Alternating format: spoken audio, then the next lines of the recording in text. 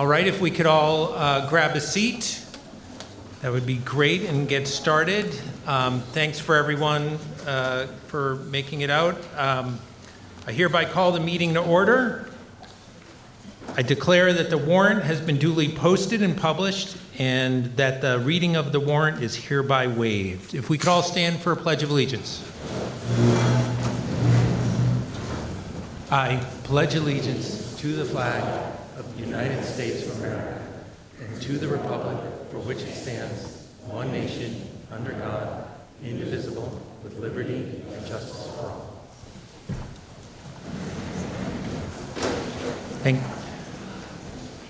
Thank you very much.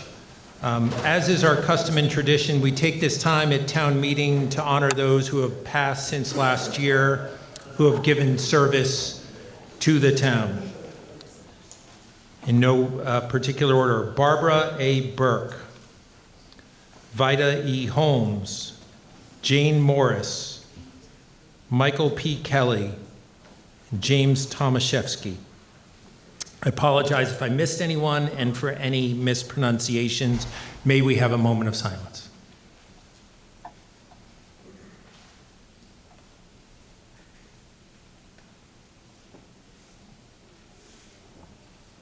Thank you. All right, let me introduce some of the players we have tonight, starting with folks to my left, your right. Carol Green, our town clerk. With her shortly will be her assistant, Susan Walsh. Our select board is at the next table over. Kevin Roach and Thais Hickman are here today. Due to a family matter, select board member Anita Mecklenburg cannot be here tonight, and she sends her apologies. Sitting with our select board is our fabulous new and homegrown town administrator, Rob Garrity.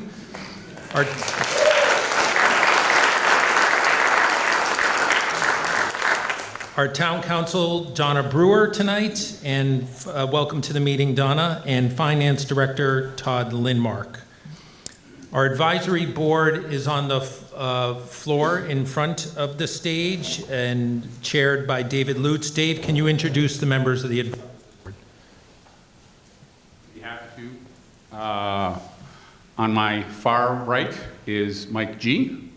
Our newest member is Aaron Busick, Kevin Calcutt, Melissa Sear, and Jonathan Hurwitz. We have a couple members who are out for various reasons, but we're also down a member, so if anyone's interested, talk to him. Thanks for the recruitment pitch.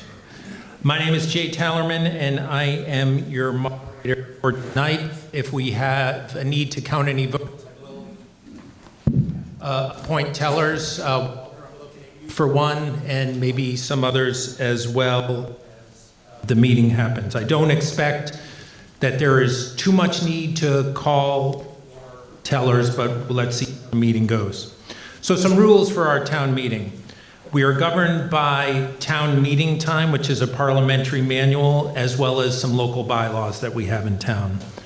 I'll try and explain procedures as needed, and will recognize legitimate requests for points of order or points of information, or if any of this stuff is confusing to you at all, this town meeting procedure shouldn't be the dark arts. Please raise your hand if you don't understand what's going on, and we'll get it straightened out for you. All of the motions will generally be made by the advisory board in terms of the main motions. Motions to amend can be made by anyone in the hall.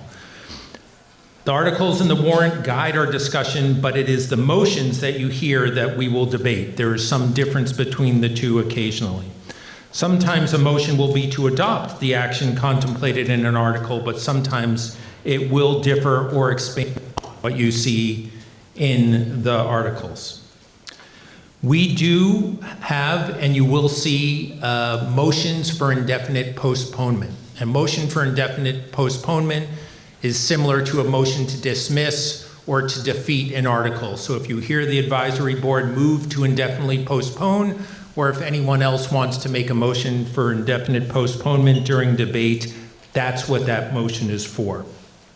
Those who make motions will generally have their first opportunity to explain the rationale for their motions. Any debate and any subsidiary motions must be within the scope of the article. That is, it must have a reasonable relationship to the matter being discussed. If it does not, then I may ask you to stop or I may redirect you. Motions and motions to amend generally must be in writing, provided that for ministerial clerical corrections, I will accept friendly amendments and we will help with any procedure. If you have a motion you need to make and it is in writing, you have to bring it up to myself and Carol and we'll take a look to make sure it is in order. You may speak only when recognized by the moderator.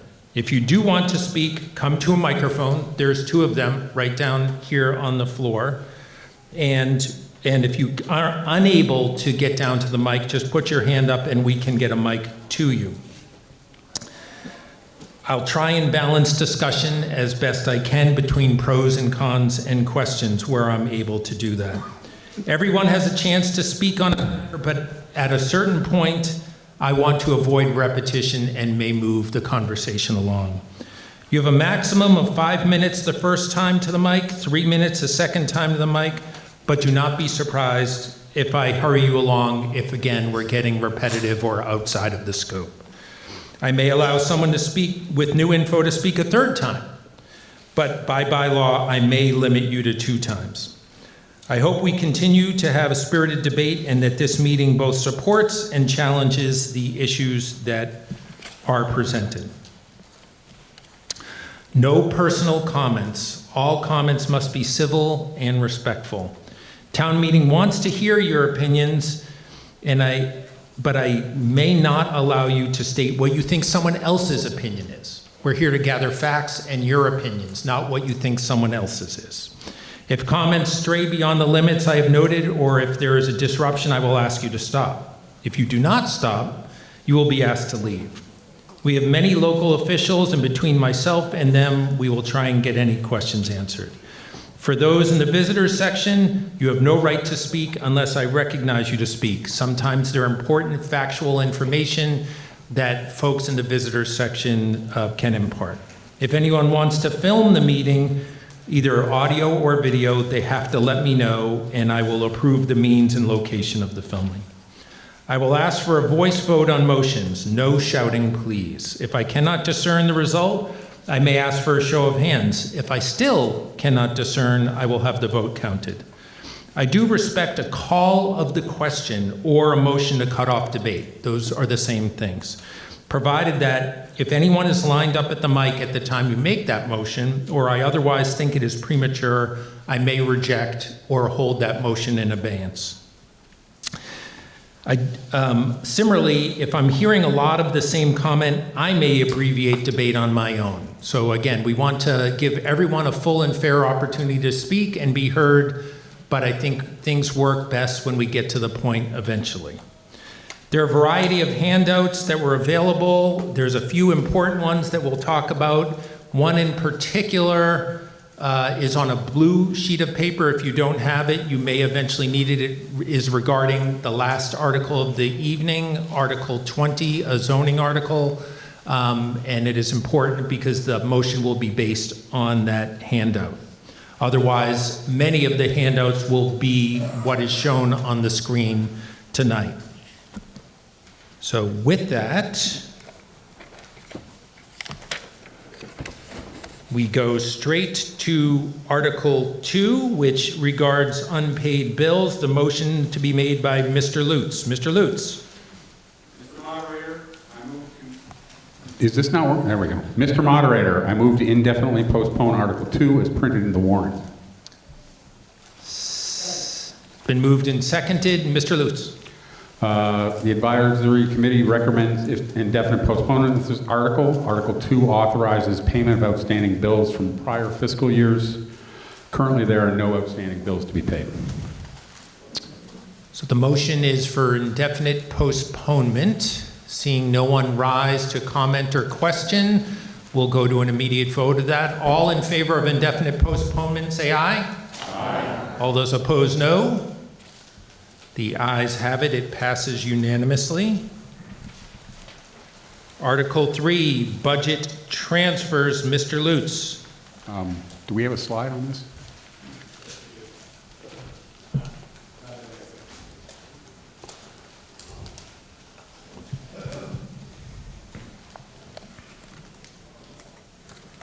next one. Thank you. Mr. Moderator, I move the town transfer from free cash the sum of $250,000, transfer from general government expenses the sum of $100,000, and transfer from ambulance receipts the sum of $13,362.48, all to fund the budget transfers as shown on the screen. Been moved and seconded. Mr. Lutz. The advisory committee recommends approval of this article. This article would authorize the transfer of funds between accounts for the current fiscal year's budget. They cover those three expenses, and it's pretty obvious. The winter this year had a significant budget increase for the snow and ice. This pays a portion of that. We anticipate covering the rest of it at the fall town meeting as we wait for information on potential state reimbursements and finalizing the bills. Thank you. Questions? Come to the mic, sir, please.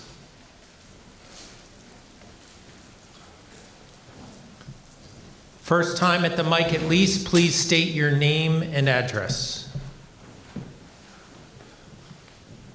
My name is Anton Pritchard, 52 Needham Street. Am I just to understand this, these numbers up here, that we have $250,000 towards covering it, and we will still need at some point in time in the future to come up with $113,642? Is that correct or no? If anyone has those numbers, that could be Mr. Garrity, Mr. Lindmark, or anyone with the numbers as where we stand with... Well, I just see the snow expenditures and the free cash seem to match out, so I'm assuming everything else has to be come up with at a later date. That's just all I'm asking. Well, it looks like free cash is the source for snow and ice. Mr. Moderator? Sure. Yep, so free cash is the source for snow and ice. General government expenses is from the FY26 budget. That's an internal transfer from general government to police salaries. And ambulance receipts will cover the ambulance equipment. Oh, so that's actually not an expense for the town, that's actually it's free cash for the town, is that what you're talking The top three light items are where the money's coming from, and the bottom three are where it's going. Thank you, Officer. Thank you.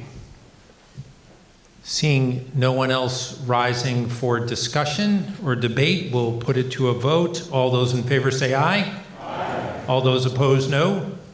It passes unanimously.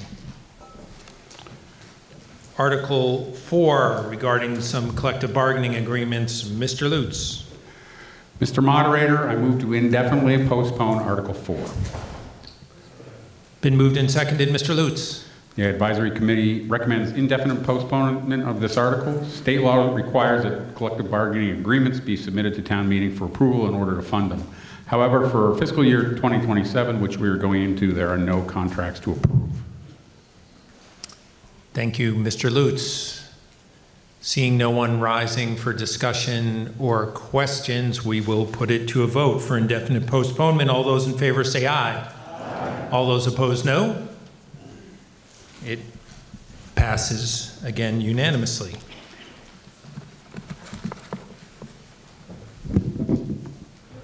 Article 5, compensation schedule, motion by Mr. Hurwitz. Mr. Hurwitz. Mr. Moderator, I move to approve Article 5 as printed in the warrant. Second. Been moved and seconded. Mr. Hurwitz. The Advisory Committee recommends approval of this article.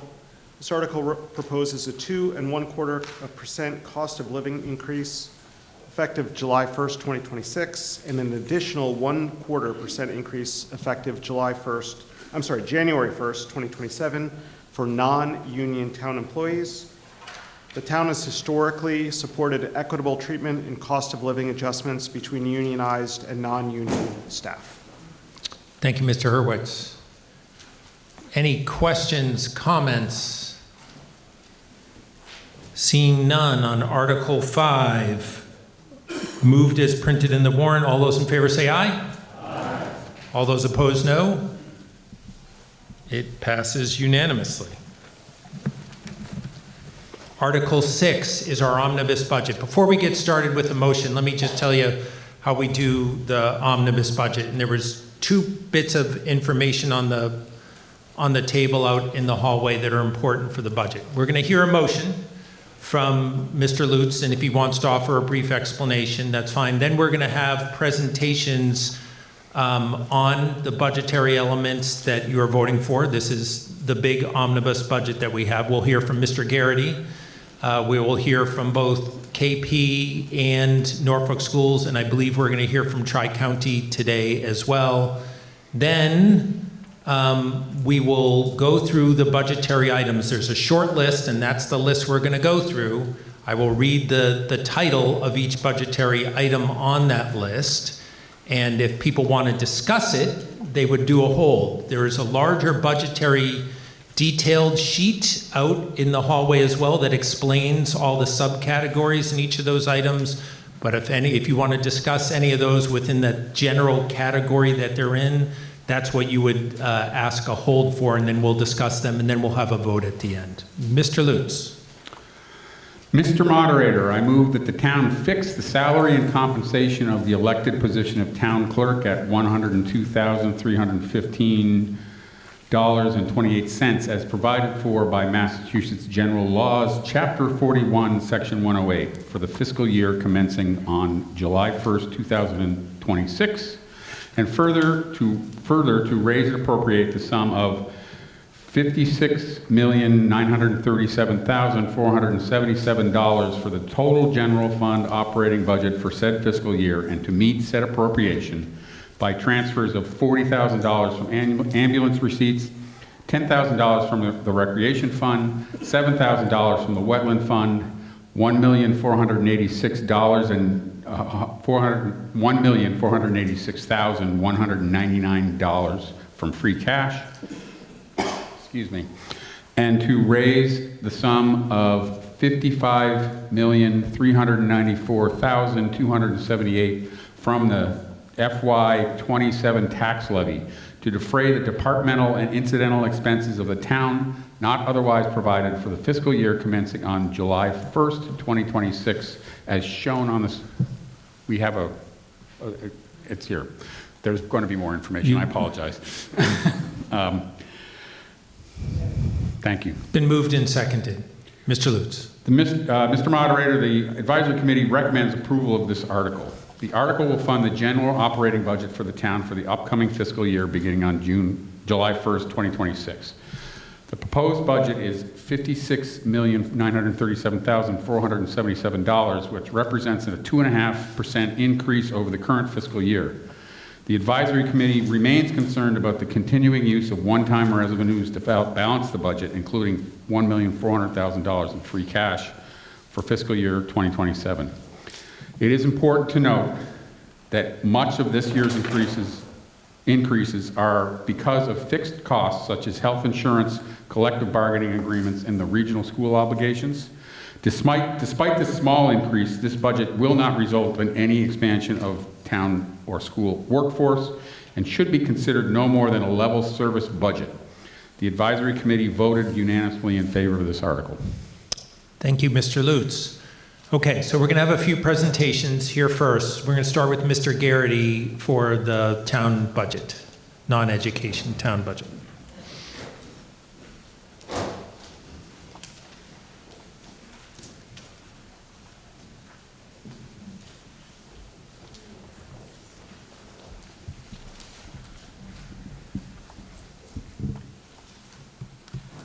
Thank you, Mr. Moderator. I'm going to be joined by Todd Lindmark, our finance director, who actually knows all this stuff up and down and will save me when I make mistakes. I just want to say thank you for that nice round of applause earlier on. You know how to really make a guy less nervous, so I appreciate that. So, FY27, Todd. So revenues on the screen, we go through the process. Sure, no problem. Can you hear me now? All right, so the revenues for the FY27 year that we anticipate, we look at the tax base, which is what we tax for residential, commercial properties. That amount's going to be $42,327,000. Going through our local receipts, there'll be another slide that details some of the local receipts, but going through that process, our local receipts for the year are going to be $4,415,000. It's slightly down a little bit on local receipts, and I'll explain that in a minute. State aid, small increase of about 3% there for $4,990,000. Other funds, as indicated in the motion, we have $40,000 coming from ambulance receipts, $10,000 from recreation, and $7,000 from wetland funds. And then the balance of the revenues that we have is the free cash of $1,486,000 for a total of $53,275,000, change overall from last year of 3.86% increase. State aid. The various items for state aid are listed on the left-hand side for the sources. Comparatively, FY26 budget amounts and FY27 amounts are on the screen. But basically, in total, we have $145,000 increase overall for a change of about 3% for state aid. Now, it's important to note that state aid is an important part of our budget, but over the years, it's become a less robust part of our budget. If you reach back to fiscal year 2015, state aid comprised about 12% of our budget. This year, it's 9%. If we had the state aid number from FY15 just inflated by the normal CPI, that would be $6.8 million instead of the 4.9 that we see now. That $6.8 million would have erased the need to use free cash to balance this budget.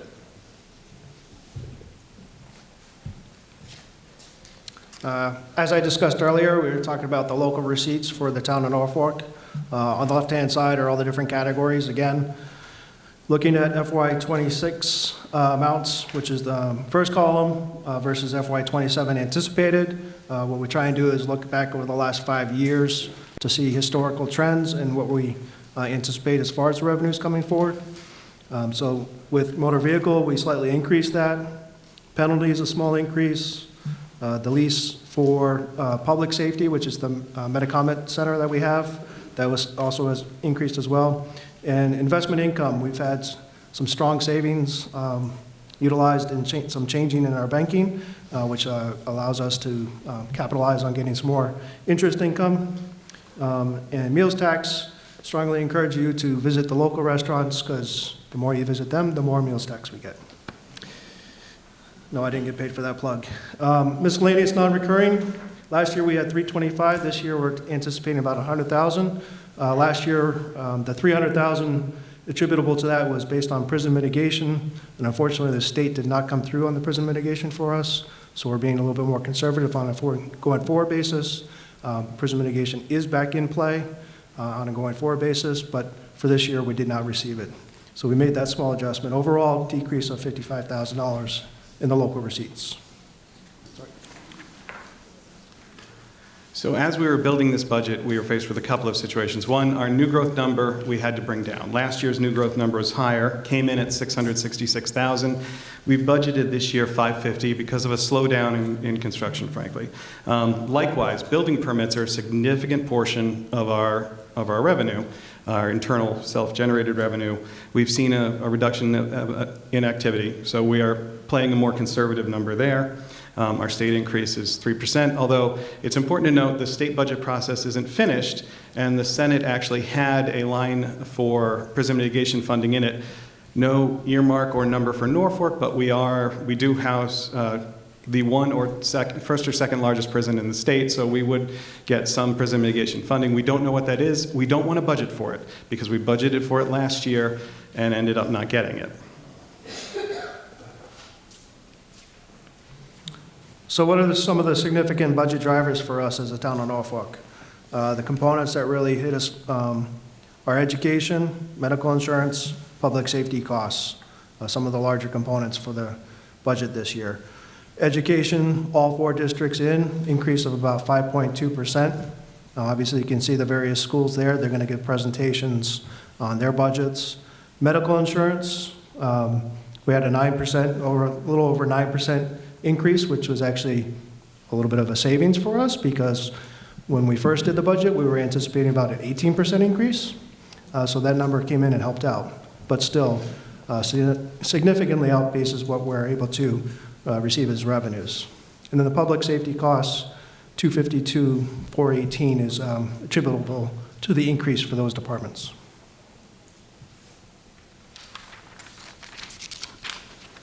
This one you? Well, this is the proposed budget you'll see when you actually do the vote. It's by the areas, general government, public safety, education, et cetera. So you'll see that again. So just some highlights. As Mr. Lute said, this budget is not an expansionary budget at all. We're carrying forward with the reductions that we had in previous budgets. So fire, Department of Executive Assistant. So Deputy Chief Kelly is the one who I bother for all sorts of statistical reports now. An assistant building inspector, a building department, another employee there, and a DPW highway position we held off in previous years. This year, we're not filling the HR position that we had. We had a human resources / assistant town administrator. We're not going to fill that. We're going to use instead contracts or working with another community to fill the function of an HR person. We're also going to restructure the highway department a little and have two positions, director and assistant director, whereas there were 3 positions in previous iterations. The DPW did a great job. They've done a great job over the last 6 months when they haven't had a director or a deputy director or a superintendent. And we feel very confident that bringing in a new director and assistant director will be enough to keep the DPW moving. And also, we've done something that isn't what you want to do. We generally, every year, we turn back some money in our facilities department because we have enough money if there's a problem.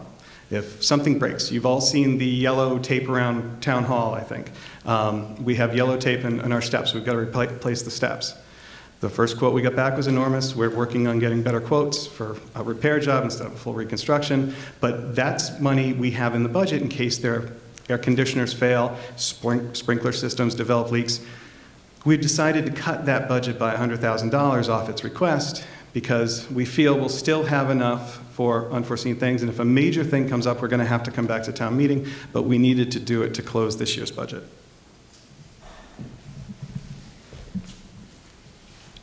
So on the screen now, you see the historical budgets for the town of Norfolk over the past 23 years.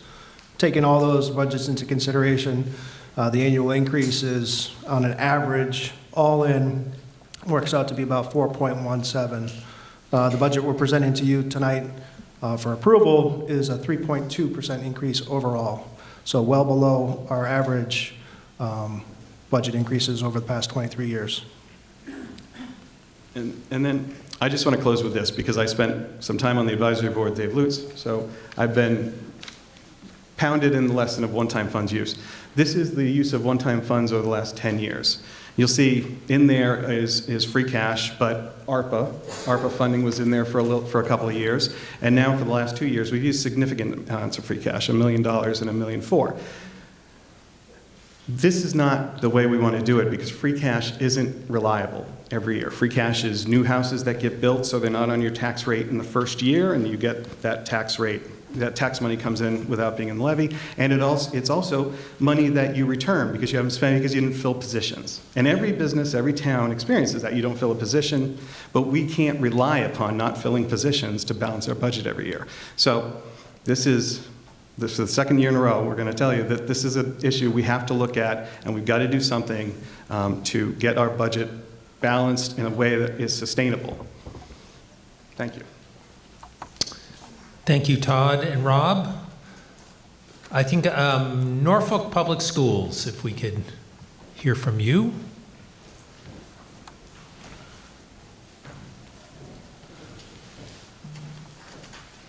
All right, you have my slides.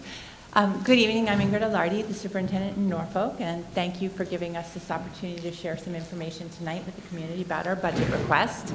I do just want to say we feel very fortunate to be part of a community that continually shows such strong support for education, not just from a financial perspective, but we have many, many parents, community members that regularly volunteer in our schools, whether it's in our libraries, in our cafeteria.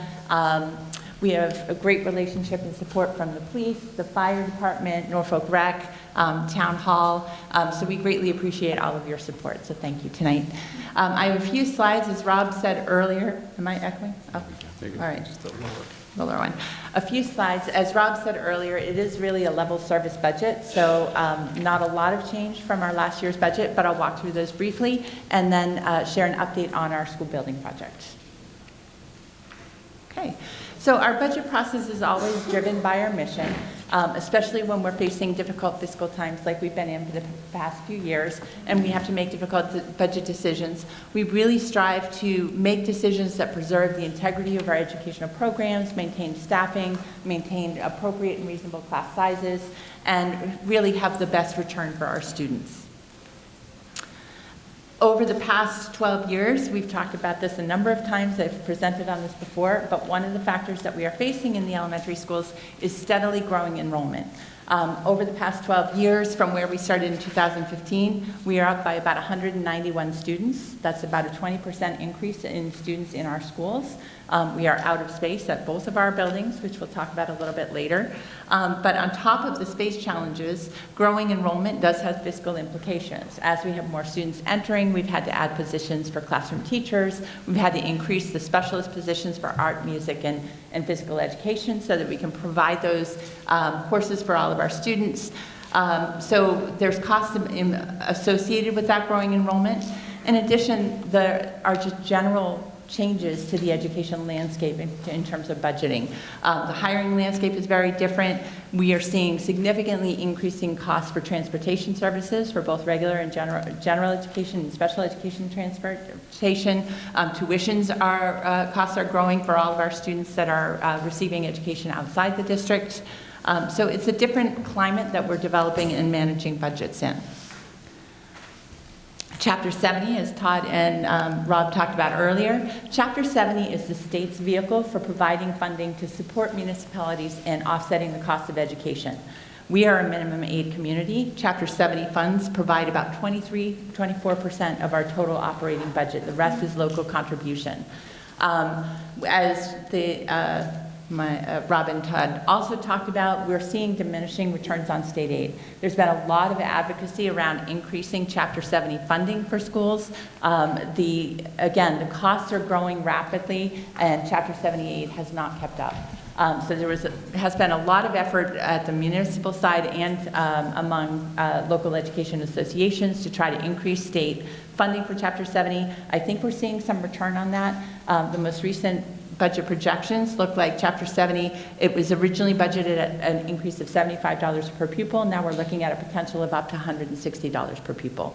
That aid goes directly to the town to offset the cost of education. So hopefully the town will get some better news coming into the summer and have more revenue available to support the budgets.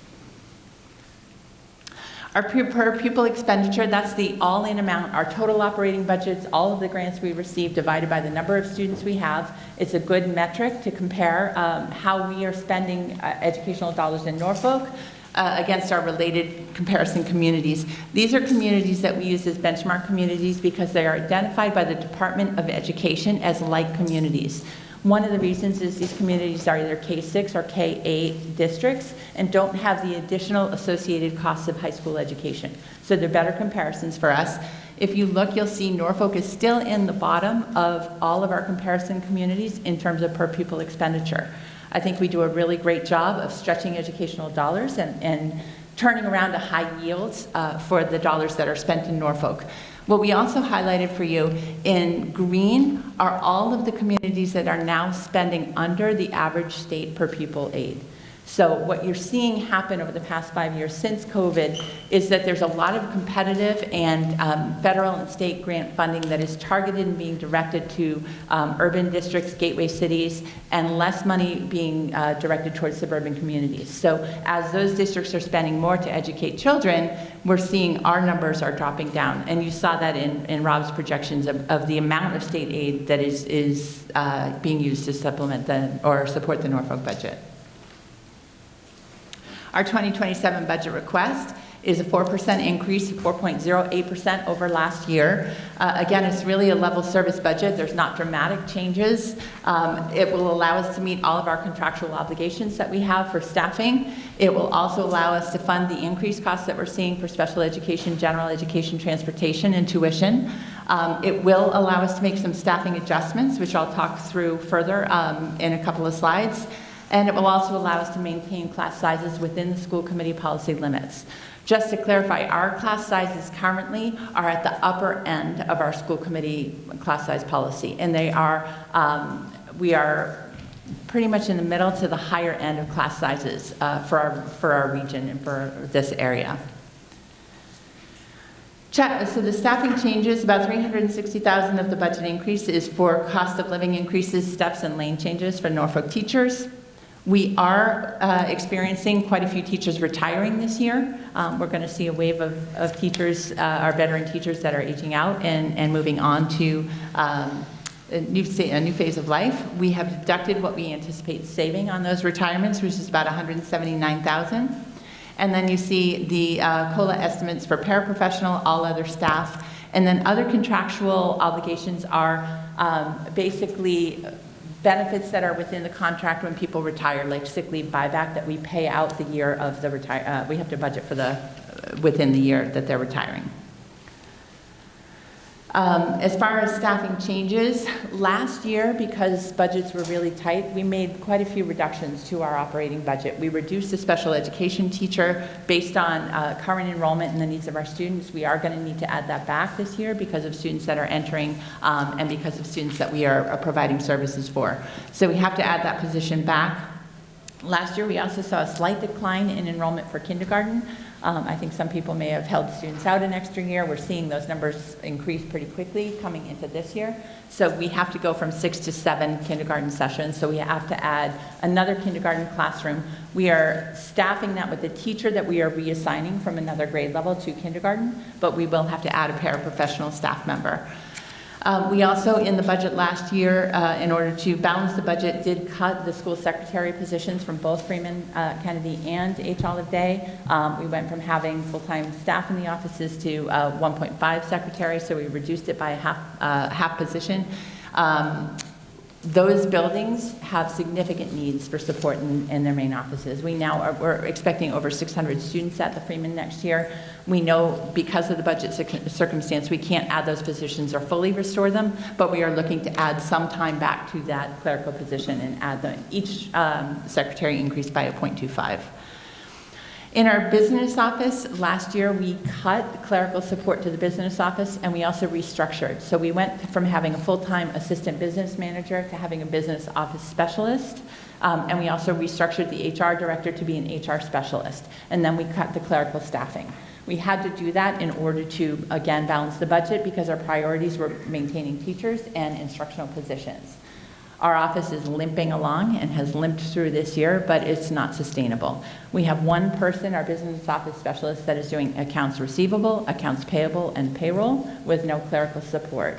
So instead of bringing the clerical support back for this year, we are looking to restructure that a little bit and bring in a payroll clerk to help support the payroll. We have over 240 employees, plus subs and part-time employees, so we really need that support. Additionally, we have a school counselor right now that's partially funded from a grant. She's been with us for probably 5 years, but that grant is expiring. So it's not a new position, but in order to retain that staff, we have to move it into the operating budget. In order, on the expense side of the budget, we are level funding and cutting expenses across the board in order to preserve those teaching positions. And I also wanted to highlight, we are balancing the budget this year with some one-time funds, non-recurring funds. As you're aware, last year we had the state opened the Bay State Temporary Respite Shelter. We had many students from the Bay State Shelter enter into our district, and the state had a reimbursement for some of the costs associated with educating students from the temporary shelter. That funding was sent to us over the summer and can be used to help offset educational expenses or related expenses. We are funding a part-time English language learner teacher and a part-time English language learner paraprofessional next year with that one-time revenue. You can see up here. Additionally, because the town is needing to use a significant amount of free cash, we anticipate there will not be a lot of funding for capital items this year. We have Chromebooks that we use as part of our educational program. All of our students have to take the MCAS testing on Chromebooks, and we have some that are aging out. They're over 7 years old, and they won't support the MCAS testing platform anymore. So we are taking on that capital item within our budget so we don't have to bring that to the town, knowing that the revenue for capital is going to be short. Again, we try really hard to be responsible with the educational dollars. We seek multiple opportunities for cost savings. We have, for several years now, shared. We used to have a full-time facility director just for the Norfolk Public Schools. We now have a shared facilities director. I'm not sure if you're going to hear from him later tonight, but Tim Chenard, that supports both schools and town. We have a shared custodial staff position, and that's helped us to reduce weekend overtime because that person's schedule is staggered and they work on Saturdays. We've also regionalized our school lunch program. So instead of having a full-time food service director for Norfolk, we have one food service director that we share with Plainville and Rentham that operates all 3 regional lunch programs. We also constantly seek opportunities to cost share some of the mandated state required professional development with our partner at King Phillips, who you'll hear from next, as well as our other elementary districts. And we actively pursue available competitive grants. So we have several that we've already been able to secure for next year: Metro West Health Grant, Care Solace through DESE, and an opioid settlement grant that will offset some of our costs for behavioral health services. So that's a quick snapshot of the budget. Again, not dramatically different than last year, but we are concerned going into next year when we're using one-time funds to support what that's going to look like. I did want to just give a quick update of where we are with the building expansion. So as I talked about earlier, we are seeing steady enrollment growth and have been for about 10 to 12 years now. We're up by about 20% from where we were back in 2015. We have now had 3 separate independent demographic studies done, and those projections have been consistent with across all of the different vendors that have done that work for us. The projections are still anticipating this enrollment growth to continue with upwards of another 200 students over the next 5 to 10 years. So we had a feasibility study done. We had come to town meeting. The town appropriated funding to explore the possibility of an expansion project at the Freeman Kennedy. That project would have an upstairs and downstairs, so 2 stories. The Freeman Kennedy school was built as a model school for the state, which meant the model school program was designed to save districts costs associated with architectural and design work. So people could apply to be a model school, and then that plan had to be adaptable to other communities. So it was built with a plan for how you would expand the school. And the expansion project, that's a mock-up of what it would look like. Basically, the expansion would connect the 2 wings that go out back behind the school. The first floor we had looked at being dedicated to early childhood, moving programs out of H. Olive Day over so that we would have enough space to accommodate the K-2 students at H. Olive Day and additional classrooms upstairs. Unfortunately, the cost of that proposed construction project was about $37 million, came on the heels of the Tri-County project.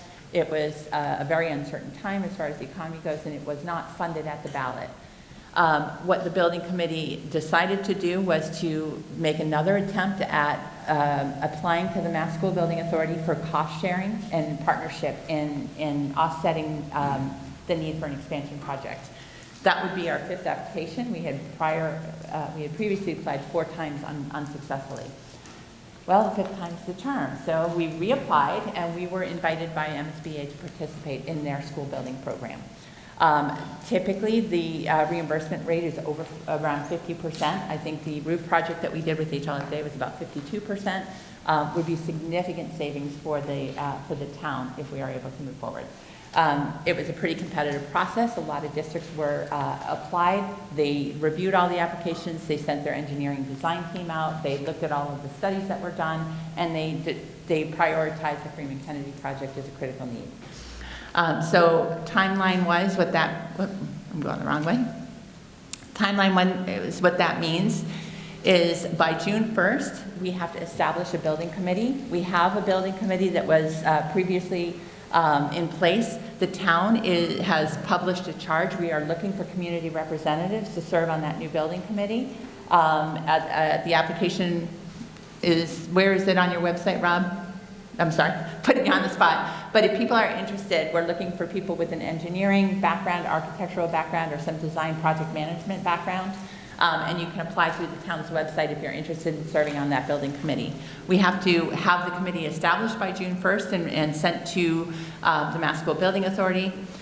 And we also have to update the educational plan for how the space would be used. And then in September, they will support redoing a demographic study again to check the projections and confirm the anticipated enrollment growth. And they'll also do a capital needs assessment, look at all the structures and systems and develop a capital plan. In the fall, at Fall Town Meeting, we'll come back and provide another update. I imagine at that point, it'll be a committee report, so a member from the building committee will update the community. And then we will be looking for funding for new feasibility study. MSBA will require the feasibility study to be redone based on the new demographic study. They may accept some components of what was done as part of the prior feasibility. I don't know that there's a need to redo a traffic study or some of the other elements. That's up to MSBA. And then in December, we would have to have another ballot election to approve funding just for the feasibility, not for the construction.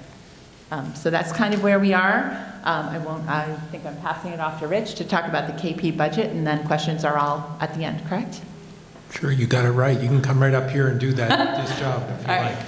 I will pass it off to Rich.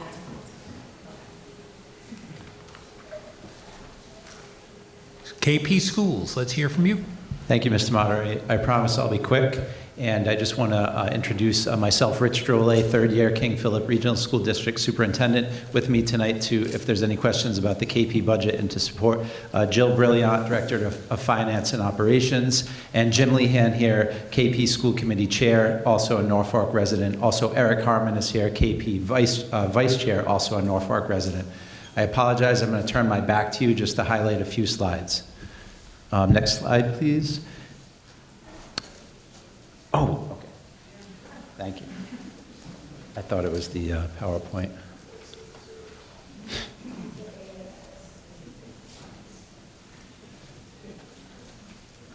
If you could, I'll try it.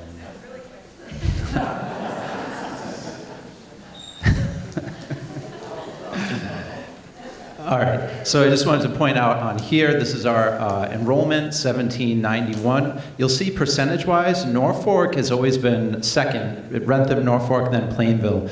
Norfolk has almost caught up to Rentham in terms of enrollment at KP. So Norfolk, about 37% of our student enrollment, and Rentham is about 38%, and then Plainville about 26%. Thank you, I figured it out.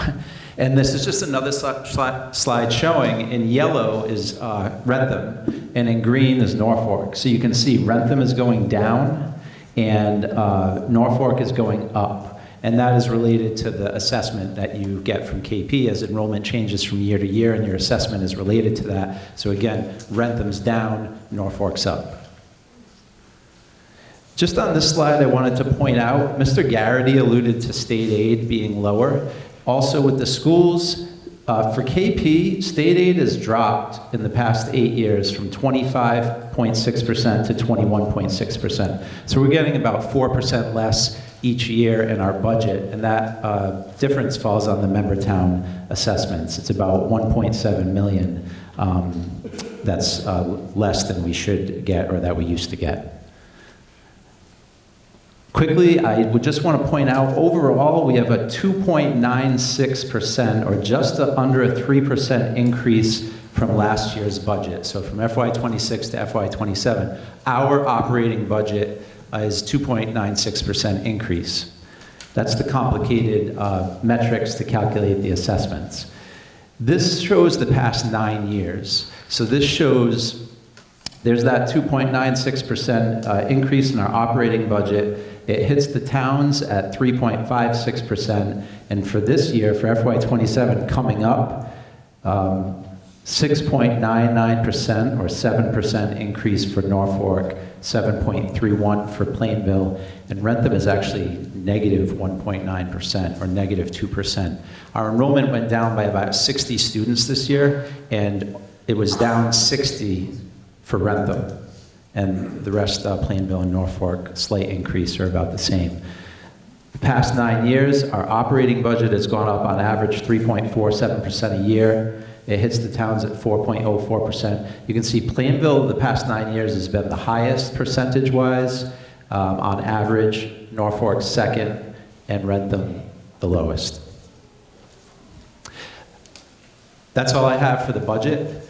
Lastly, I just wanted to point out, nothing for tonight or for FY27, but we have applied for and been accepted into MSBA for roof replacement. We also were accepted for heat pump conversion, but that was too expensive, and our school committee voted not to move forward with that.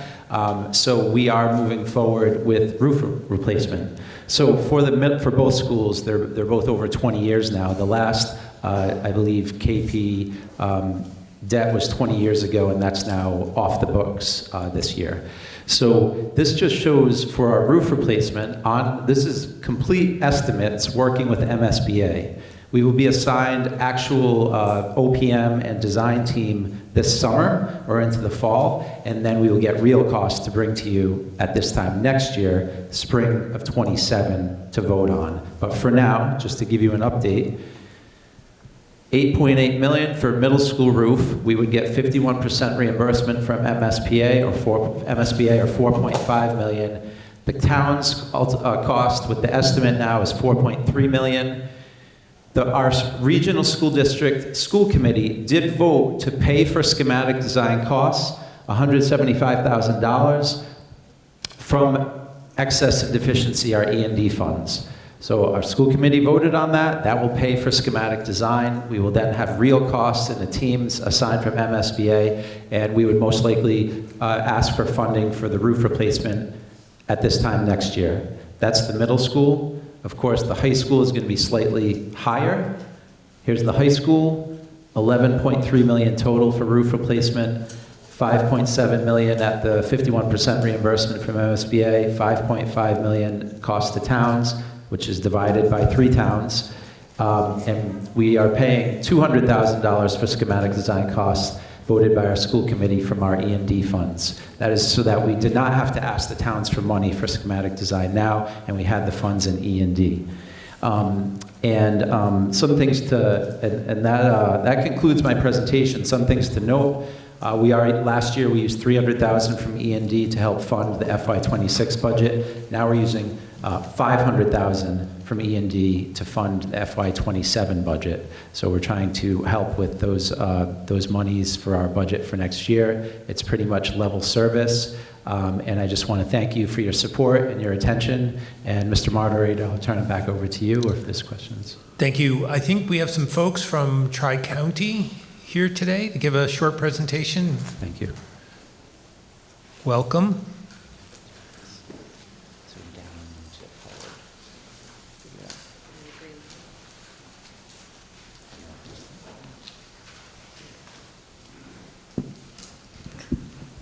Hello, good evening. I'm Karen McGuire, the Superintendent Director at Tri-County.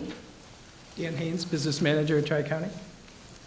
Tri-County is located in Franklin. For those of you that don't know, you can hear me okay? I'm a little short compared to my colleague. Yeah. Can I just ask, how many have been to Tri-County? Okay, great, awesome. Okay, Tri-County, for those of you that don't know, is located on Route 140 in Franklin, just off of 140, across from the Stop and Shop Plaza. And we're a regional vocational school. We're your regional vocational school, made up of 11 towns of Franklin, Medway, Medfield, Millis, Norfolk, of course, Plainville, Walpole, Rentham, Sherburne, and Seekonk. It's quite a large geographic area. We're a regional vocational school, and we operate under our own independent budget that is approved annually by our school committee. We have a 14-member school committee, including Mr. Mushnick, who's here, your Norfolk representative on our school committee, who's also chair of our building committee. Our school committee is approved annually by, our budget is approved annually by our school committee, and then we come out to each of our 11 towns to have it approved at town meeting.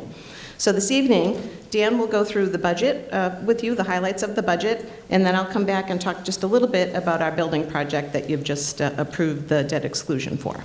So Dan? Thank you. I'll just talk a little bit about our school budget.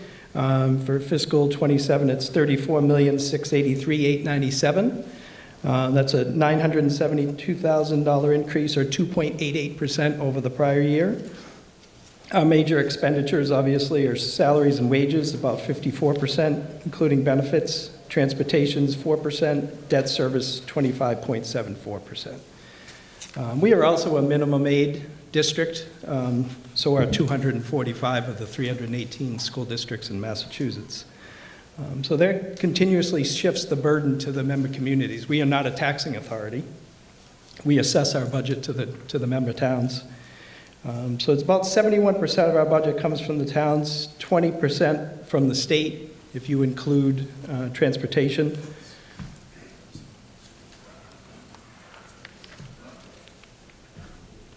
This is representative of the Norfolk's Foundation enrollment. You decreased by 1 student.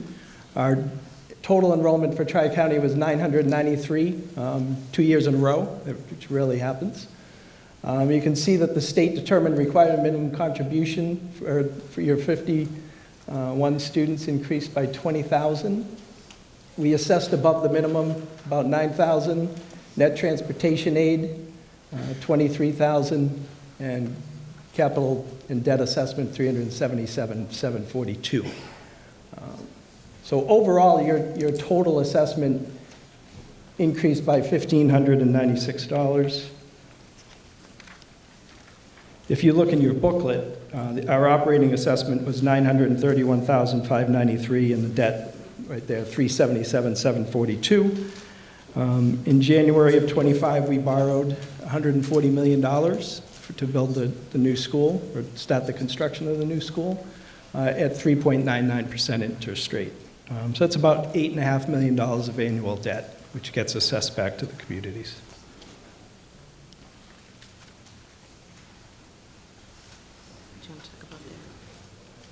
This is your enrollment for the past 10 years.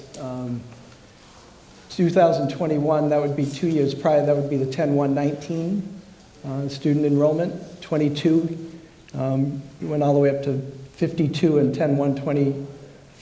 10-1-25, you're at 51. This is about the same increase that we've seen in Tri-County as a whole.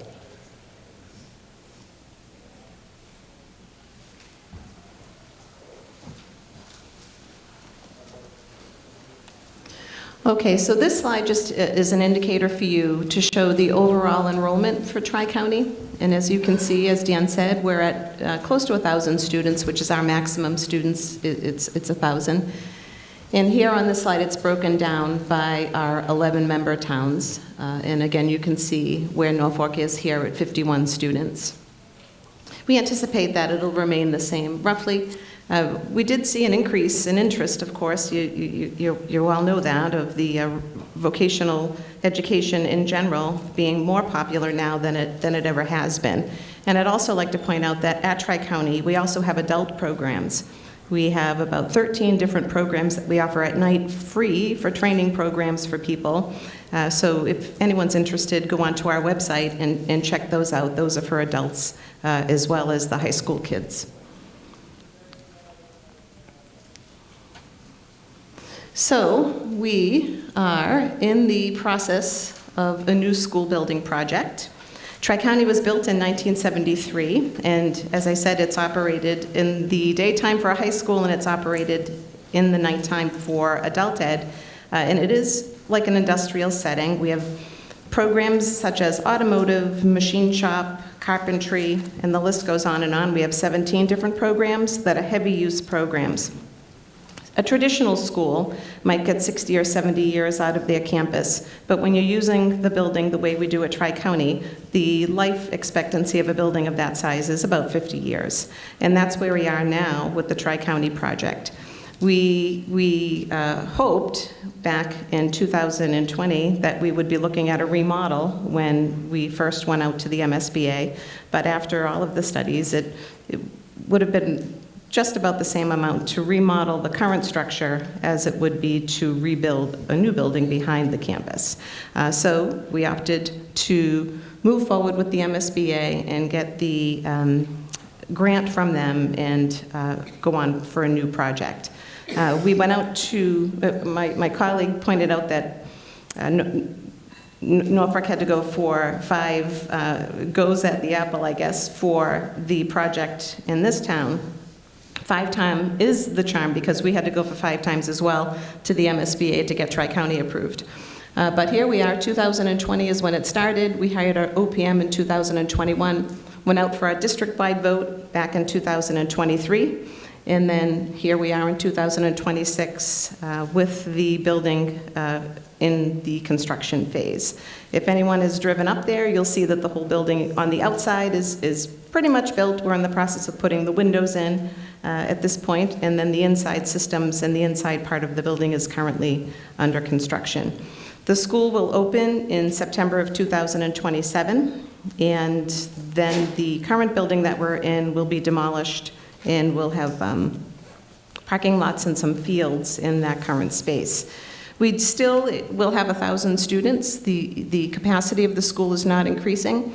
We wrote the education plan for Tri-County back in 2019, so at the time it was determined that the enrollment would remain the same. So there we are with the 1,000 kids or so. Anyone that wants additional information on the project, I encourage you to go on to the Tri-County building website, which you can access through our regular Tri-County website. It has all of the plans. There's a flyby, a drone footage, you name it, it's up there for you to take a look at. So thank you very much. Thank you very much. Okay.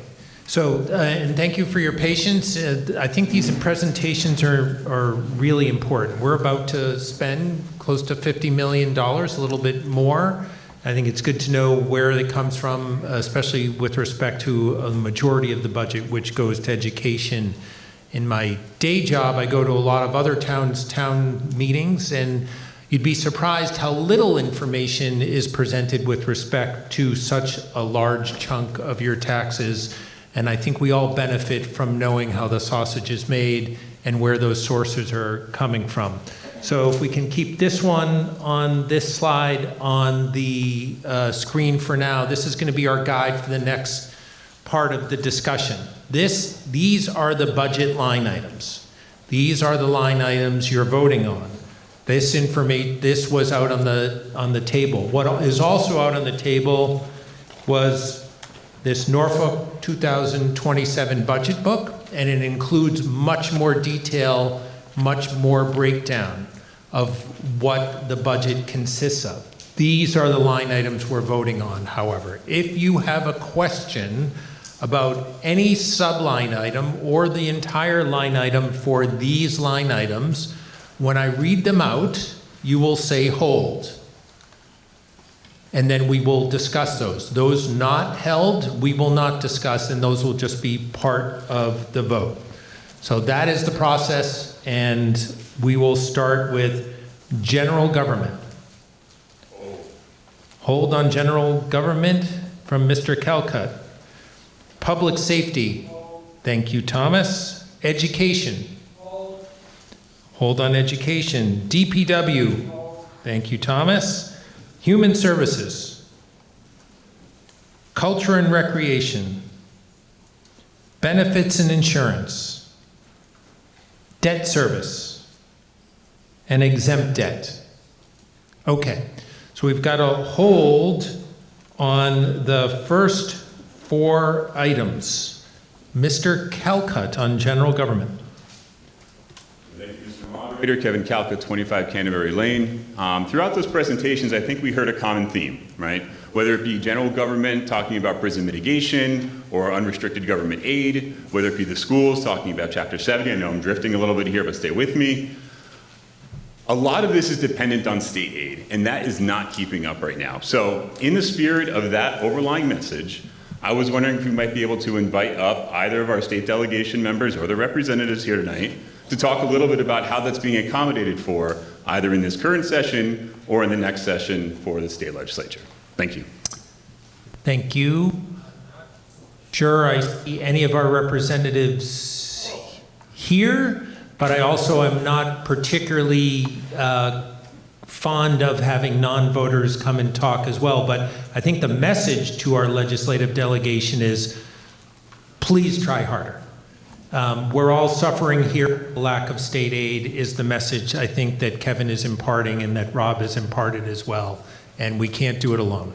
So we look forward to their participation, and if they want to come back to this town meeting, then they are welcome to do so.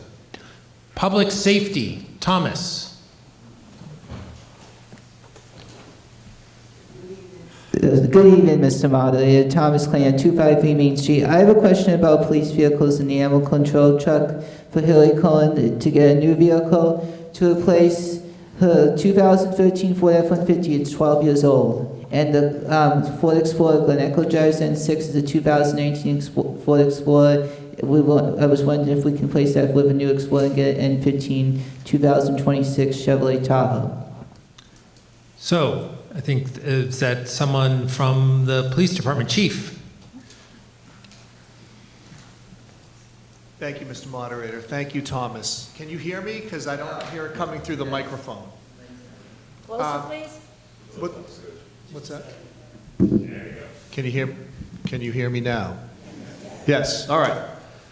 Jim Barrett, Chief of Police. Thomas, I came somewhat prepared. I do have a spreadsheet. You might have a more detailed spreadsheet, but this is a spreadsheet with all of our vehicles on it. I thought it might be helpful. You can have that copy. It has all of the officers assigned. This seems like more of a capital question that I'm happy to discuss right now. We do have older cruisers in our fleet.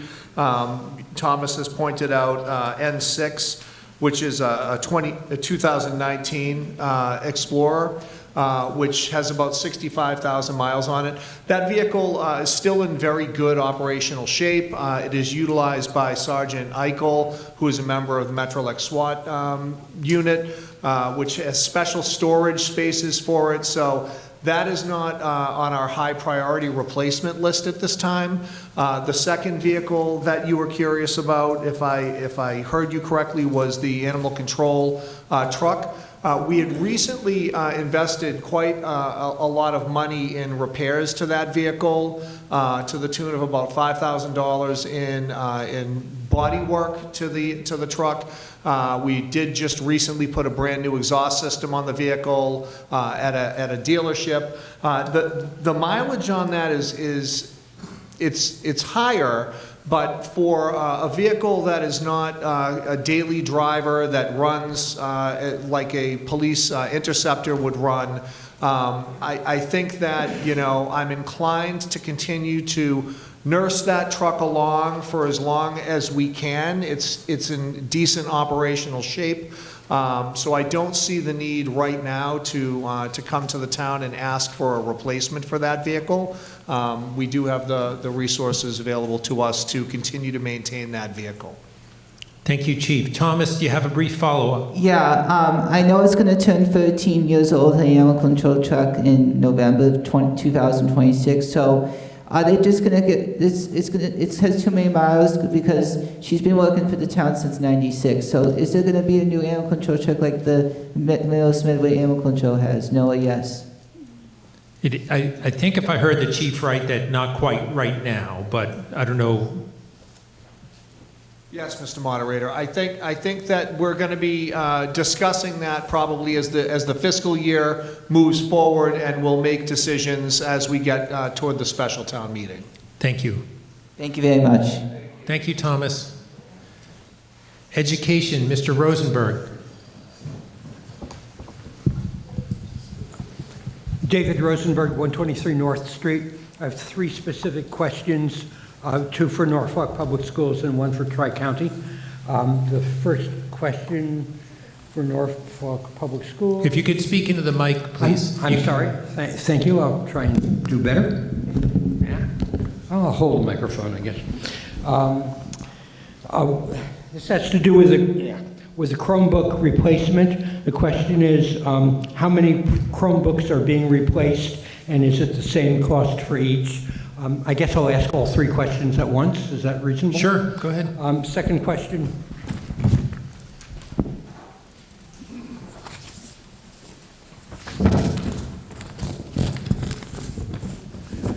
The second question is just what one of the grants is. There's a grant reading Care Solace DESE. What is that? Which school department is that? I'm sorry, that's still Norfolk. Okay. And then the question for Tri-County.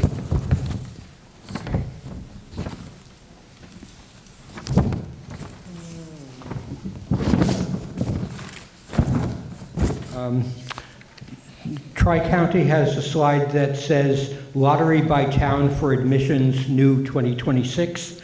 I'm not quite, I don't understand how the lottery works. Can somebody explain what the mechanism of lottery by town for admissions? Thank you. Okay, let's start there with Tri, and if you could explain the lottery. Karen McGuire, Superintendent, Tri-County. Yeah, thanks. Thanks, Rich. I didn't want to, yeah. So the lottery is new for admission starting this year. It was mandated by the state in May. And the way that it works at Tri-County is for all of the students apply, and so many per town are admitted via a lottery. The number per town is based on the population of town students that attend school in grades K through 12. That percentage of students in our overall enrollment represents the percentage of seats that town would be entitled to in grade 9. So if, in the situation of Norfolk, it's about 25 or 28 students you would be entitled to. So as the students apply, they're randomly drawn for each of the 11 towns. And that's, I think, just kind of a supply and demand, as you mentioned, your cap of roughly 1,000 students, correct? Yes, so it's 1,000 students. Some towns well exceed the number of applicants per allotted seats, and some do not. So for instance, Sherburne and Medfield don't use the amount of seats that they're allotted. Towns like Franklin and North Attleboro have significantly more applicants than they do allotted seats. So at the end of the whole lottery piece, the seats that are not used from the towns that have had them allotted go back to the general pool. Okay. In excess. Mr. Moderator, may I confirm that I understand correctly? So if I understand you, you're saying that you look at the number of K-9 students in all 11 towns, you get that total, and then you find the number of K-9 students in each town, and the percentage of the total is the percentage of the 1,000 that Tri-County can accommodate, and then that number, you select randomly select that number from the applicants from that town, and if there are seats in the allotment for a town that are not used, how do those seats get distributed to other towns? Yes, so you're correct. Although it's the grade 9 seats, the percentage of grade 9, so it's 250 seats, right? So, and the seats that are left over from towns that don't use them are allocated based on that same apportionment formula. So whatever percentage of seats are left, it's using that same formula for how many would be redistributed to the remaining towns that have wait lists. Okay, thank you. Thank You're you. welcome. Yep. Dr. Lardy, I think we have 2 questions for you. Chromebooks is the first, and I think there's a question on a grant for the second one. So we are looking to replace about 140 devices. They run about $350 each, depends on the quotes that we receive, which would be a full grade level's worth of Chromebooks. As far as Care Solace, that's a mental health grant. Care Solace is a referral service that supports families who are seeking counseling services in navigating that process and finding a counselor that fits the needs of the child and the family. So that's a competitive grant we wrote to support families in navigating the mental health field. Thank you, Dr. Lardy. Yeah, again, I want to be sure I'm understanding correctly. So it's basically a counseling service that's made available to families that... It's a referral service that helps families connect to a counselor that would be funded by their private insurance, but navigating the system, there's such long wait lists for youth mental health services right now. Care Solace helps connect families with counselors. Thank you. Sure. Thank you. Thank you for the questions, David. DPW, Thomas. Yes, thank you, Mr. Moderator. My second question is what roads will be repaired this year? My first question is fixing Cape Cod Estates from Barnstable from Brewster to the cul-de-sac, which is Barnstable Extension, and Barnstable Extension, Truro, Wellesley, Brewster, Sagamore. My second question is the roads in the center, in the towns in the center from which is Maine, Independence, Liberty, and Union 115 by the Federated. My other question is about Vixen Grove Street from the intersection of Union all the way up to house number 8891 Grove. And my last question is about Vixen Hill Street from the intersection of Everett up to Valley Street. So, and your question is the status of those for repaving, Thomas? Yeah, are they going to repave those roads this year? And what roads are going to pave this year? Any this year? No or yes? Okay. Rob, if you have, I know that I don't think we have all the, maybe the DPW personnel, but let's see what we can do and get these questions answered for you. It's okay, Rob can do it. No pressure, Rob. Okay, new guy, answer these questions. Full disclosure, I was given the test before class. He and I spoke on the phone many times. We do not have a DPW director, although we are in the hunt, and for negotiation's sake, I can't say how well it's going. But the new DPW director will come in, and one of the first things they're going to do is a pavement index, which is a study of the community, its roads, how bad they are, and you take that information, you also overlay it with how active the roads are, and you create a priority list of roads that you can get to and match it up against your Chapter 90 funding. I will say, you did ask about the center of town, and we are... It's awful. It's 21 years old. In September of 2026 it will be. Yes. So the interim DPW director is actually in discussions with the state. The state is doing the 115 project. We're trying to convince them that they want to go further than where they think they want to go. They think they want to stop at the first roundabout, coming down 115 going north. We want them to go farther, and we are investigating the cost of doing pavement on Main Street, 115, Liberty, Independence. What about Boyd's Boyd's crossing to the past the fire station to the crosswalk by the Dunks? The other end of Main Street, yes. Yep, those, I'm not going to guarantee, but I think those are going to be get done in the next section. Yeah, I just want to say we had a really bad, terrible winter thanks to Mother Nature. First time we had the blizzard since January the 29th, 2022 is Saturday. So we had a terrible winter. We need road construction this year, road paving. Yep, agreed. Thank you, Rob. Thank you, Thomas. And Rob, you might want to, if he doesn't already have it, give Thomas the personal phone numbers of our legislative delegation so he could call them and see if we can get some funding. We have to give the legislature a shout out for Chapter 90, which has been increased this year. And we have a good amount of Chapter 90 stocked up, so we are going to do a lot of paving. Excellent. Hard act to follow. Hi, Thomas Kalana, 253 Main Street, Norfolk. My question has to do with a sewer study that was funded in March of 2024. We were given a grant of $959,752 to plan for, analysis related to design, engineering, permitting, and feasibility work on the sewer condition of the center of town. There's no publicly available information about whether the study has started, what its timeline is, and whether there are going to be separate sewer repair-only studies. The reason it's important, because we need to determine whether the proposed town center development is feasible and permittable. Without the study, development, zoning goals, and economic growth can stall due to unresolved questions.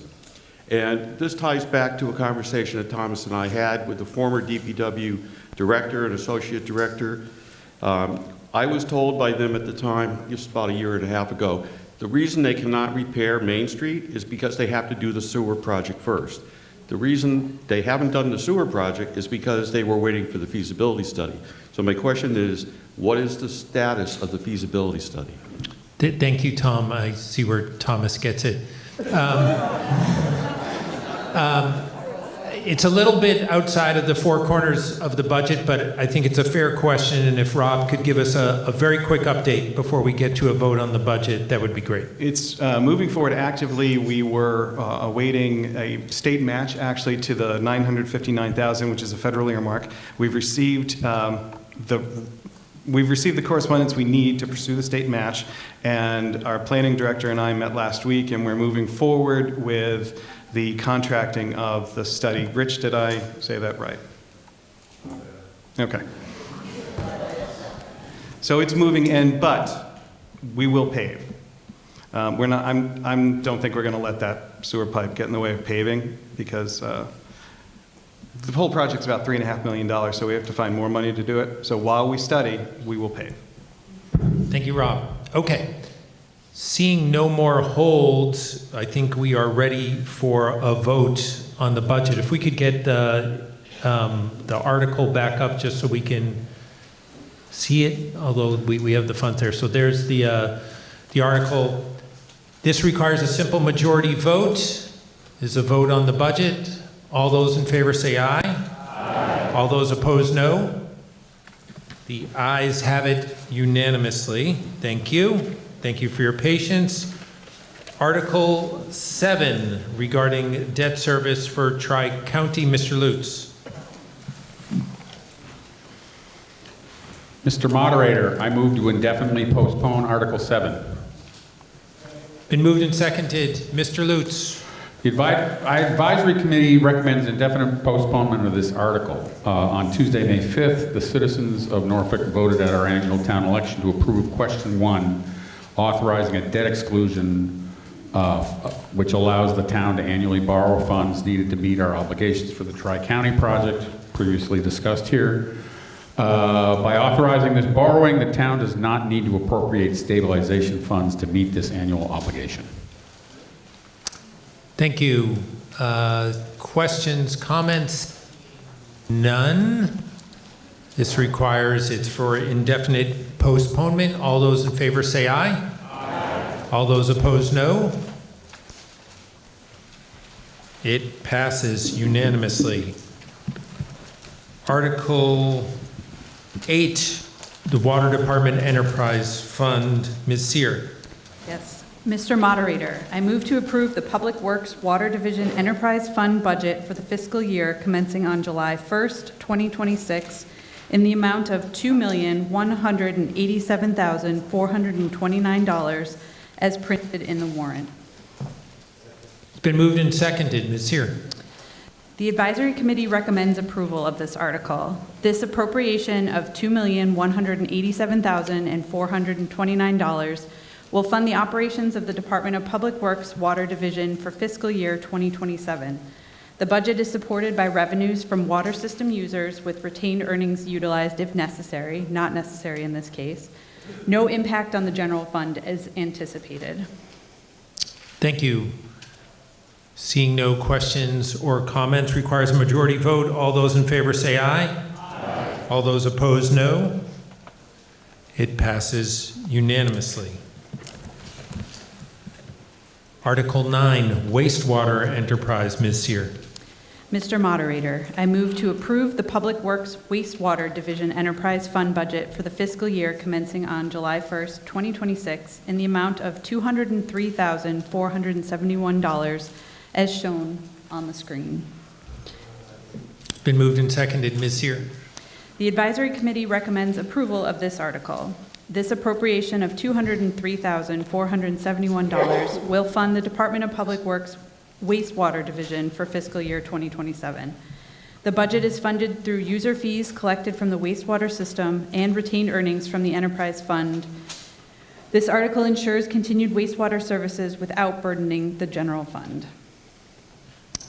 Thank you. Seeing no one rising for come on down to the mic.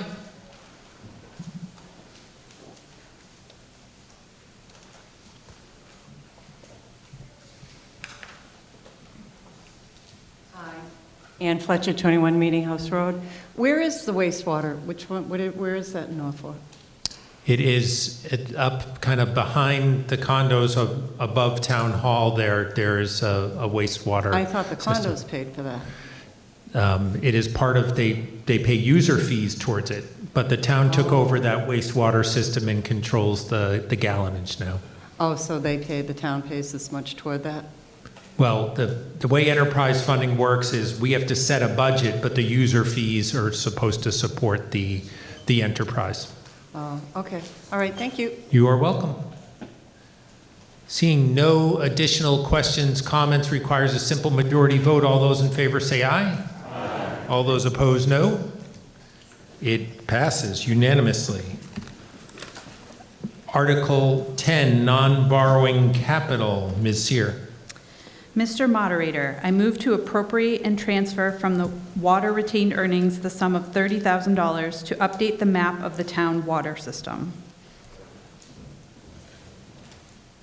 Is there a second? Oh, Yeah. been moved and seconded. Ms. Sear.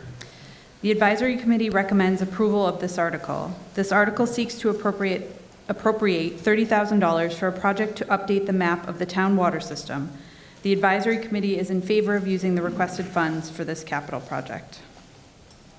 Thank you. Any questions, comments? Mr. Rosenberg, are you rising for a question or a comment? For a question.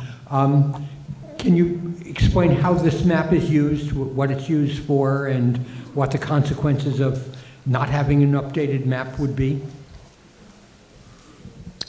Mr. Garrity. If I get in over my head, our water foreman is here. So the water map is used in maintenance of the system partially. It's a GIS map, and with this map, they're able to sit in their truck, for instance, and see exactly where certain pieces of infrastructure are: gates, hydrants, curb stops, that sort of thing. The water system is constantly being improved and changed. New subdivisions come in, that's new pipes, so you have to update the maps. The maps are also, I believe the fire department has access to them so that they know where the hydrants are. So every once in a while, you're going to have to update your maps and improve them. Thank you. You're welcome. Thank you for the question. Seeing no further questions or comments, all those in favor say aye. Aye. All those opposed, no. It passes. Article 11, capital with borrowing. Ms. Sear. Yes, Mr. Moderator, I move to indefinitely postpone Article 11. Been moved and seconded. Ms. Sear. The Advisory Committee recommends indefinite postponement of this article. This article would authorize capital purchases during the upcoming fiscal year through debt financing. The town is not proposing any capital projects or purchases at this time, though there may be some proposals to be considered at a later town meeting. Therefore, the Advisory Committee recommends to indefinitely postpone Article 11. Thank you. Seeing no comments or questions, all those in favor of indefinite postponement say aye. Aye. All those opposed, no. It passes by majority. Someone's taking back their the single no vote there. Don't worry about it. It's okay to stand out in a crowd. Article 12, revolving fund spending limits. Mr. Moderator, Buchek. I move to approve Article 12 as printed in the warrant. It's been moved and seconded. Mr. Buchek. The Advisory Committee recommends approval of this article. This article authorizes spending limits for the town's revolving funds, which are unchanged from last year's fund limits. The Advisory Committee voted unanimously to approve this article. It's a routine annual article. Any questions or comments? Mr. Rosenberg. Yeah, thank you, Mr. Moderator. Parking tickets are shown as an expenditure limit of $1,000. So would that mean if more parking tickets were given than $1,000 worth of parking tickets? I really don't understand how the expenditure limit is applied when we're talking about payments to the town that come from. I can answer that question for you. We are required by law to set an initial expenditure limit for all revolving funds. It's usually our best guess as to what the money coming in, because revolving funds are money in, money out. They're not from taxes. We're required to set it. The statute was somewhat recently amended so that if for some reason we have to exceed that limit, there's an ability to do so by an internal process, but we're required by law to do that. Thank you, Mr. Moderator. You are welcome. Seeing no further questions or comments, approval of the revolving fund spending limits, all those in favor say aye. Aye. All those opposed, no. Passes unanimously. Article 13, PEG access funds. Mr. Calcutt. Mr. Moderator, I move that the town appropriate from the PEG Access and Cable-related Fund $203,200, of which $188,000 is for the operating expenses and $15,200 is for capital costs to Norfolk Cable Corporation to support public education and government access services. Been moved and seconded. Mr. Calcutt. This is a routine annual housekeeping article that authorizes an appropriation from the PEG Access and Cable-related Fund to Norfolk Cable Corporation, which operates Norfolk Community Television. Cable franchise fees paid by Comcast and Verizon subscribers flow into this dedicated fund, which under State Department of Revenue guidance must be separately appropriated by town meeting and used exclusively for public education and government access purposes. It cannot be directed to other town expenses. NCTV has provided local programming, equipment access, and coverage of town meeting and board meetings to Norfolk residents since 1986, and the town is entering into a new contract with NCTV to continue these services for fiscal year 27. Because the appropriation draws solely on dedicated cable revenues and has no impact on the general tax levy, the advisory committee unanimously recommends approval. Thank you, Mr. Calcutt. Seeing no questions or comments, all those in favor say aye. Aye. All those opposed, no. Passes unanimously. Article 14, Chapter 90 Road Funds. Mr. G. Mr. Moderator, I move to approve Article 14 as printed in the warrant. Been moved and seconded. Mr. G. Yeah, the advisory committee recommends approval of this article. This standard article formally authorizes the Select Board to use Chapter 90 road funds received from the state for the maintenance, improvement, and construction of town roads. All those in favor of Article 14? I didn't see anyone rising. Are you rising to the mic? You've done this before, Mr. Rosenberg, so when I didn't see you rising, I figured there was nothing here. Sorry, I wasn't fast enough. What would be the consequences if this article did not pass? Zero. We're not even required to have this article. It's here as kind of a bit of a vestige and to let people know that the money is coming in from the state. Thank you. You're welcome. Sir, come on down. Going to try out both mics tonight.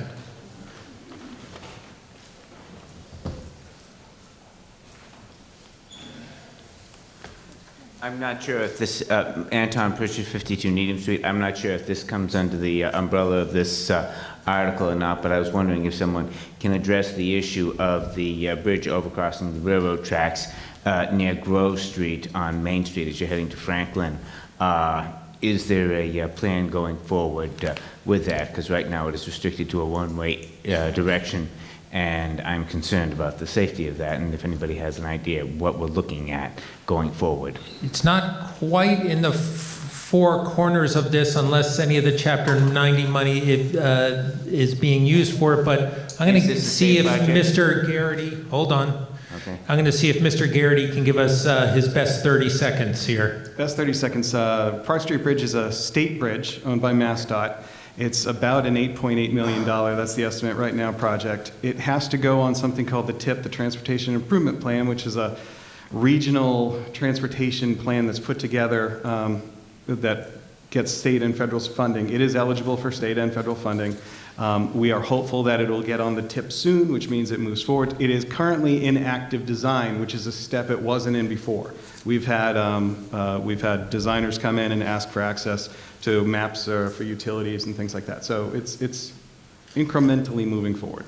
So bottom line is... So we don't have conversations. If you have another question, you can ask me. Is the bottom line that the town doesn't have any control over what happens with this bridge, basically? Yes. Okay. Thank you. Mr. Moderator? Sure. We don't have any direct control. However, Senator Roush was at the last select board meeting, and we did raise this among other things, among other concerns that residents in Norfolk have. So I would encourage you all to watch that meeting if you have time, and also to lobby to your state senator and state representative. Thank you, Ms. Hickman. Okay, we've had some comments. Now we're ready for a vote on Article 14. All those in favor say aye. Aye. All those opposed, no. Passes unanimously. Article 15 is committee reports. I think we might have maybe just one. I had open space. I know that affordable housing was going to do a report, is not doing a report. Was open space going to do one? Do we have no? Mr. Bakanowski's not here for green energy. Okay, so we've got no committee reports. No motion is required here. Mr. G, moving on to Article 16. This is our annual CPA, Community Preservation Allocations. Mr. Moderator, I move to approve Article 16 by reserving $57,300 from FY 2027 Community Preservation Fund revenues for the future appropriation of open space, $57,300 from FY 2027 Community Preservation Fund revenues for future appropriation for community housing, and $57,300 from FY 2027 Community Preservation Fund revenues for the future appropriation for historic resources, and further, to reserve the remaining balance of FY 2027 Community Preservation Fund revenues after appropriation for administration and operating expenses as the Community Preservation Fund undesignated reserve for any allowable Community Preservation Act purposes. Been moved and seconded. Mr. G. Yeah, the advisory committee recommends approval of this article. So this is a standard annual article that reserves funds from the Community Preservation Act revenues equal to the state mandated minimums of 10% for open space, 10% for affordable housing, and 10% for historic resources. The remainder is placed in undesignated funds and can be used for any allowable purpose. Thank you, Mr. G. Mr. Rosenberg, do you have a question or a comment? I have a question. What does it mean to reserve funds for a future purpose? Under the Community Preservation Act, which is Chapter 44B, we are required to take 10% of our annual intake, so that's the surcharge and the match that we get from the state, and allocate them to the three categories that we can spend money on for under the community preservation, housing, open space, and historical preservation, so that there's some dedicated funds for each of those purposes. The remaining 70% less administrative expenses, which could equal as much as 5%, can be used for any kind, but they want to make sure that we're reserving some for at least those. We don't have to spend it every year, but we have to put it in the bank for those three categories. Thank you. You're welcome. Any other questions? Is an annual article. All those in favor say aye. Aye. All those opposed, no. Passes unanimously. Article 17, administrative expenses for the Community Preservation Act. Mr. G. Mr. Moderator, I move to approve Article 17 as printed in the warrant. Been moved and seconded. Mr. G. Yeah, the advisory committee recommends approval of this article. The purpose of this standard article is to authorize the administrative budget for the Community Preservation Committee at $15,000, which would come from the Community Preservation Fund. This is the same amount that's been approved in prior years. Thank you. Seeing no one rising for questions or comments, all those in favor say aye. Aye. Those opposed, no. Passes unanimously. Article 18, Community Preservation Act, some improvements over at the Pond Street Recreational Complex. Mr. G. Mr. Moderator, I move to approve Article 18 as printed in the warrant. Been moved and seconded. Mr. G. The advisory committee recommends approval of this article. This article allows for the use of $40,000 in community preservation funds to replace safety netting at the AAA ball field at Freeman Kennedy and the Babe Ruth ball field at Pond Street.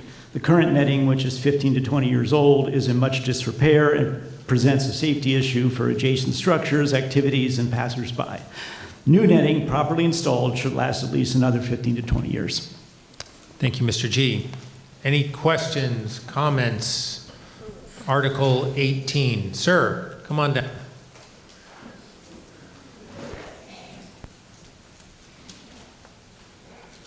Hi, Jeff Berkner, Wampanoag Ave. The netting at Freeman Kennedy, is that between the baseball field and the school building? So this is, I believe, Pond Street. No, it's both. Oh, there's two. Oh, right. So if someone can answer that question. David, not from your seat, please. Thank you. Or someone from Recreation, or... Gives your friend your first chance. Thank you. Joshua Walther, Norfolk Recreation Director. Could you please repeat what the question was? I didn't fully hear it. Mr. Rosenberg, can you repeat your question? No, I'm sorry. I just wanted to be sure that the netting we're replacing at Freeman Kennedy is the netting between the baseball field and the school building, because it's pretty ratty. Yeah.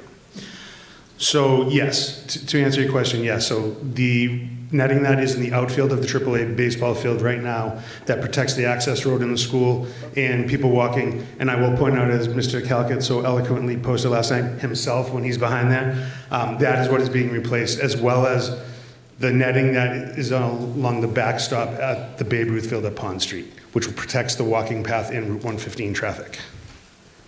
Thank you, and welcome to the meeting. Mr. Moderator, can I make one quick plug? It has to really quick. Okay.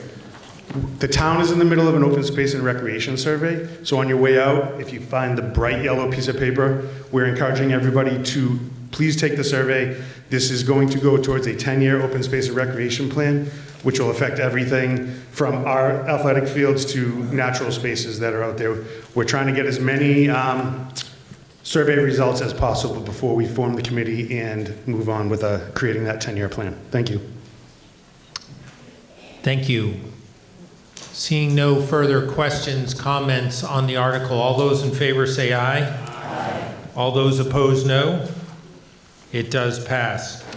Article 19 is, I think, after discussion between the advisory board and with the planning board and planning department, that's not going to be moving forward, and there's not going to be a motion on Article 19, which brings us to the final article of the night, which is Article 20. Mr. Calcutt. Mr. Moderator, I move to approve Article 20 as printed in the handout provided at town meeting. That was that blue handout that we were talking about here. Mr. Calcutt. Article 20 makes a series of targeted refinements to the B1 Town Center District Bylaw, Article 9 of the zoning bylaw, along with corresponding updates to the schedule of use regulations. These key changes are removing the categorical exemptions that allowed grocery stores, variety stores, and municipal buildings to exceed the standard 15,000 square foot footprint cap by right, so that the cap now applies uniformly to all buildings in the opening clause, while retaining separate absolute caps of 50,000 square feet for grocery and variety stores and 30,000 square feet for municipal buildings, with a unified special permit path to 30,000 square feet available for the planning board for other buildings. Clarifying that the 3-story height limit in the business core is absolute by right, with a special permit path to 4 stories.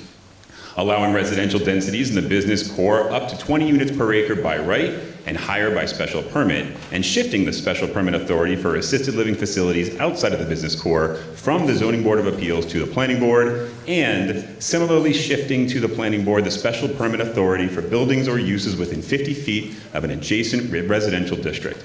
Together, these changes simplify the bylaw, reduce ambiguity, and consolidate town center permitting under the planning board in keeping with the 2024 master plan's vision for a vibrant and well-designed town center. The advisory committee recommends approval. Thank you, Mr. Calcutt. Planning Board, Mr. Sullivan. And as part of your presentation, I assume you're going to explain the difference between the article and what we're seeing on the blue sheet. Yes. Okay, thank you. Thank you, Mr. Moderator. Gary Sullivan, 6 Lane, member of your planning board. These are non-substantive cleanup edits only. We removed a reference to specific sections of the master plan to keep the bylaw durable and separate from that document as it evolves. And we tightened 3 sentences so the special permit pathways read a little bit more clearly. No standards or thresholds have been changed from the initial warrant article as printed versus what you see in the blue handout here. Is that clear? Yeah. Awesome.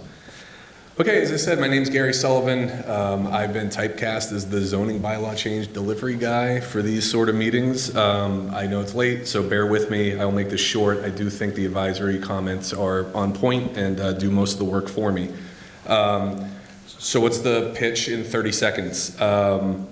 Well, I'll make that pitch, and then I have slides with pictures to keep everybody awake for a couple of more minutes. But we are making 5 core changes to one zoning bylaw, right? And that applies to one area town, that's B1 district. And we'll go over the specifics of that really quickly in a minute. Taken together, this is just another incremental step in trying to get to where we want to go as residents have kind of dictated to the planning board and made known in the various community events. Master plan clearly dictates that we are supposed to be trying to make our way towards a walkable, vibrant, downtown center here in Norfolk. We've been asking for this since we started doing master plans in the year 2000. We just updated the master plan, the story remains the same. So every change presented here requires a special permit. This is not by right, so this is not a change that lets developers do whatever they want. They have to come in front of the planning board. Planning board can still say no to development, and you as residents can make your voice heard because all this would require a special hearing as well. So that's kind of the core pitch. So I'll make my way quickly through the slides. We made substantial changes to the B1 zoning bylaw in 2020. We knew that those were fairly restrictive and conservative. That was our intent, that was our goal. Put those out there. They were changes. They were a little bit more lenient than what we had there, and they could have spurred development in the B1 zone. A lot's changed since 2020. Post-pandemic market metrics are vastly different today than they were in 2020. So Article 20, it says right there on the slide, Article 20 is the result of a multi-year study-backed effort to aid in incrementally enabling development of the town center that residents have been asking for. We, as planning board, don't make these recommendations lightly. We spent many, many hours talking, researching, debating about these changes. And we do think they will be helpful in this regard. I'm not going to go through this whole thing, but this is the 5 things that are changing. The title says 6 because I threw a non-change in there just because I want to make very clear that height is not changing, and we'll get into why I'm so specific and come back to that a couple of times. But this is kind of like, think of this as a formula that helps aid and enable real mixed-use development. The way that they were designed, our bylaw changes were designed, is that a very noble intent of all commercial on the bottom and residential on top. And right now, that doesn't even work in Boston. That doesn't work in many towns. So we have to change the math a little bit to allow some residential elsewhere, a smaller commercial footprint in order to get some commercial development in the B1 zone. And yes, I did put that non-change on the list on purpose, mainly to make sure that you're still awake and paying attention. But it's because a long time ago when I was on B1 zoning committee, the #1 piece of feedback we got from residents was height. We do not want tall buildings in town, and I'm 100% behind that, and I agree with it. That was a concern then. We capped it at 46 feet, right? And we're sticking with that. It's going to stay capped at 46 feet as the max height of a building in the downtown area. That's B1 inner and B1 outer core. B1 inner core and B1 outer zones. And there's a map later. It's on the handout as well. Some of you are probably thinking this guy's going to tell me that a 4-story building is the same height as a 3-story building, and yes, I absolutely going to say that, and we have receipts here in the form of pictures that Rich was kind enough to drive around to other towns on a Saturday and take pictures of, I'm assuming, right? This is your camera. Yeah. So yeah, as you see from these pictures, the 4-story is really just in the pitched roof, right? So it's not really an entire new story. The height stays the same. It stays at 46 feet, but by special permit, a developer theoretically could put a 4-story in the pitch. We're not voting to build these, by the way. This is just voting on bylaws that would make these legally possible. And what are we talking about when we talk about downtown? There's two zones here. Try to make this as readable as possible. It's very tough, but thankfully we have a projector, so this helps. But the highlighter yellow, that's the B1 inner, okay? That's what the first 4 of those 5 core changes applies to, just the yellow. That 5th change was the ability to, it changes the mixed-use ratio so that you can have residential theoretically on the first floor if you wanted to, or smaller commercial footprint than we had originally intended, for the sake of spurring development. That part applies to the highlighter yellow and the highlighter green, which is the B1 outer. So what we're looking at, I know it's tough with maps all the time, but on the left side, that would be Boardman. Okay, and then Main Street is kind of going through the middle there, and then that lollipop-looking thing is Boyd's Crossing. So hopefully that gives you a sense of where things are. Yeah, the record shows I just said the word lollipop thing, which is excellent. So it's about one thing we were very serious about talking through on the planning board is what are the safeguards? How do we as a town, how do we as a planning board keep control over development really everywhere in town, but specifically for this, in the B1 zone, there's no by right increases. Everything that we just presented to you is by special permit. So that involves coming in front of the planning board. There would be a public hearing that would be part of that, so that you as residents could show up and voice your opinion. The planning board, I think, does a really good job of ascertaining what is good and not good for the town, but it's great to have feedback and criticism from residents to help guide us in that process. Again, for the 5th time, there are no height increases. That is staying at 46 feet. The special permit preserves that public process like I talked about. It allows for the special hearing. It allows the planning board to say no. We're all trying to get to the right thing for Norfolk, and this is a good step in that direction. And then the simpler permitting piece is when these projects tend to get long and you don't want context split between 2 or 3 different committees, right? So instead of going back and forth between planning board and ZBA, we're going to streamline this so it just through the planning board, right? So planning board retains all the context to make the best decisions for the project. So yeah, I think that this is important. It's just the 5 small bylaw changes. It's one area town. Everything that you saw requires special permit. There's no height increase. Planning board can still say no. Residents have a voice. In exchange, I think we have a better shot at getting the downtown that the master plan has identified as something that residents want. This is another step in that direction. I hope that was quick enough. Thank you for your attention, and I'm here to answer any questions that you have. Thank you, Mr. Sullivan. Mr. Rosenberg, first at the mic. Was this supported unanimously by both the planning board and an advisory committee? And if it was not supported unanimously. What concerns were raised against it? Mr. Moderator, I can only speak on behalf of the planning board for this part of the answer, but yes, the planning board was unanimous in its decision to adopt these. That said, that was after 8 months of research, discussion, and debate on the merits and some small changes on it. The advisory committee was also unanimous with one absent. Thank you. Mr. Beachkovsky. Brian Beachkovsky, 94 Boardman. I really appreciate the work that the planning board's gone through with this. It's tough, and I find myself actually torn here because I both know we need more residential in the space, but my concern is with the limited amount in the B1 district, that if there's a need for growing commercial space, these changes can dramatically reduce the amount of commercial space that's available in the long term. And once a residential building is put in place, we're not going to get that space back for commercial down the line.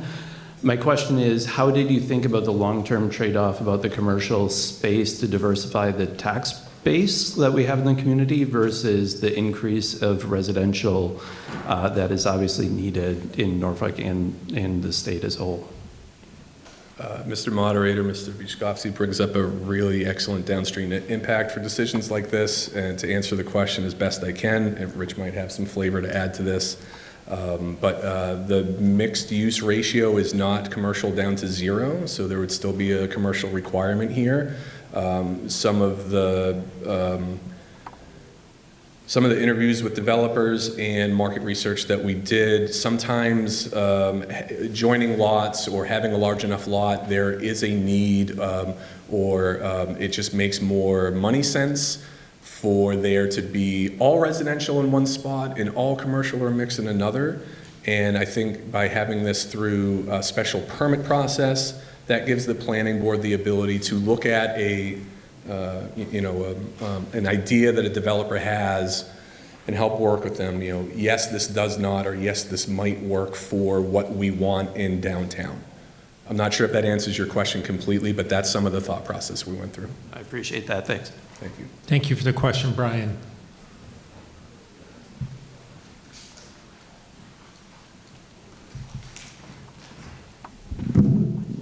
Jerry Tasker, 12 Masconomet Avenue, Norfolk. And my question is, what effect, if any, would these zoning changes have on future proposals for 40B projects? So let me just I'm not sure I want to go there too much because it's a little bit beyond the scope. People can propose a 40B wherever they want. That doesn't mean they get it, but our thinking, and I think Mr. Sullivan would state this, is that if we get is there an affordable component in the 10%? So that 10% at least allows us to keep pace with the 40B requirement. Thank you. But I just the reason why I interrupted a little bit, I understand the pressures with 40B. I work on 40B stuff every day for municipalities. It's difficult. I know there's another new 40B project in town, but I want to just stick this discussion squarely with respect to this bylaw and not the concerns with respect to 40B. Okay. So I'm happy to have the question, but I want to focus on the bylaw.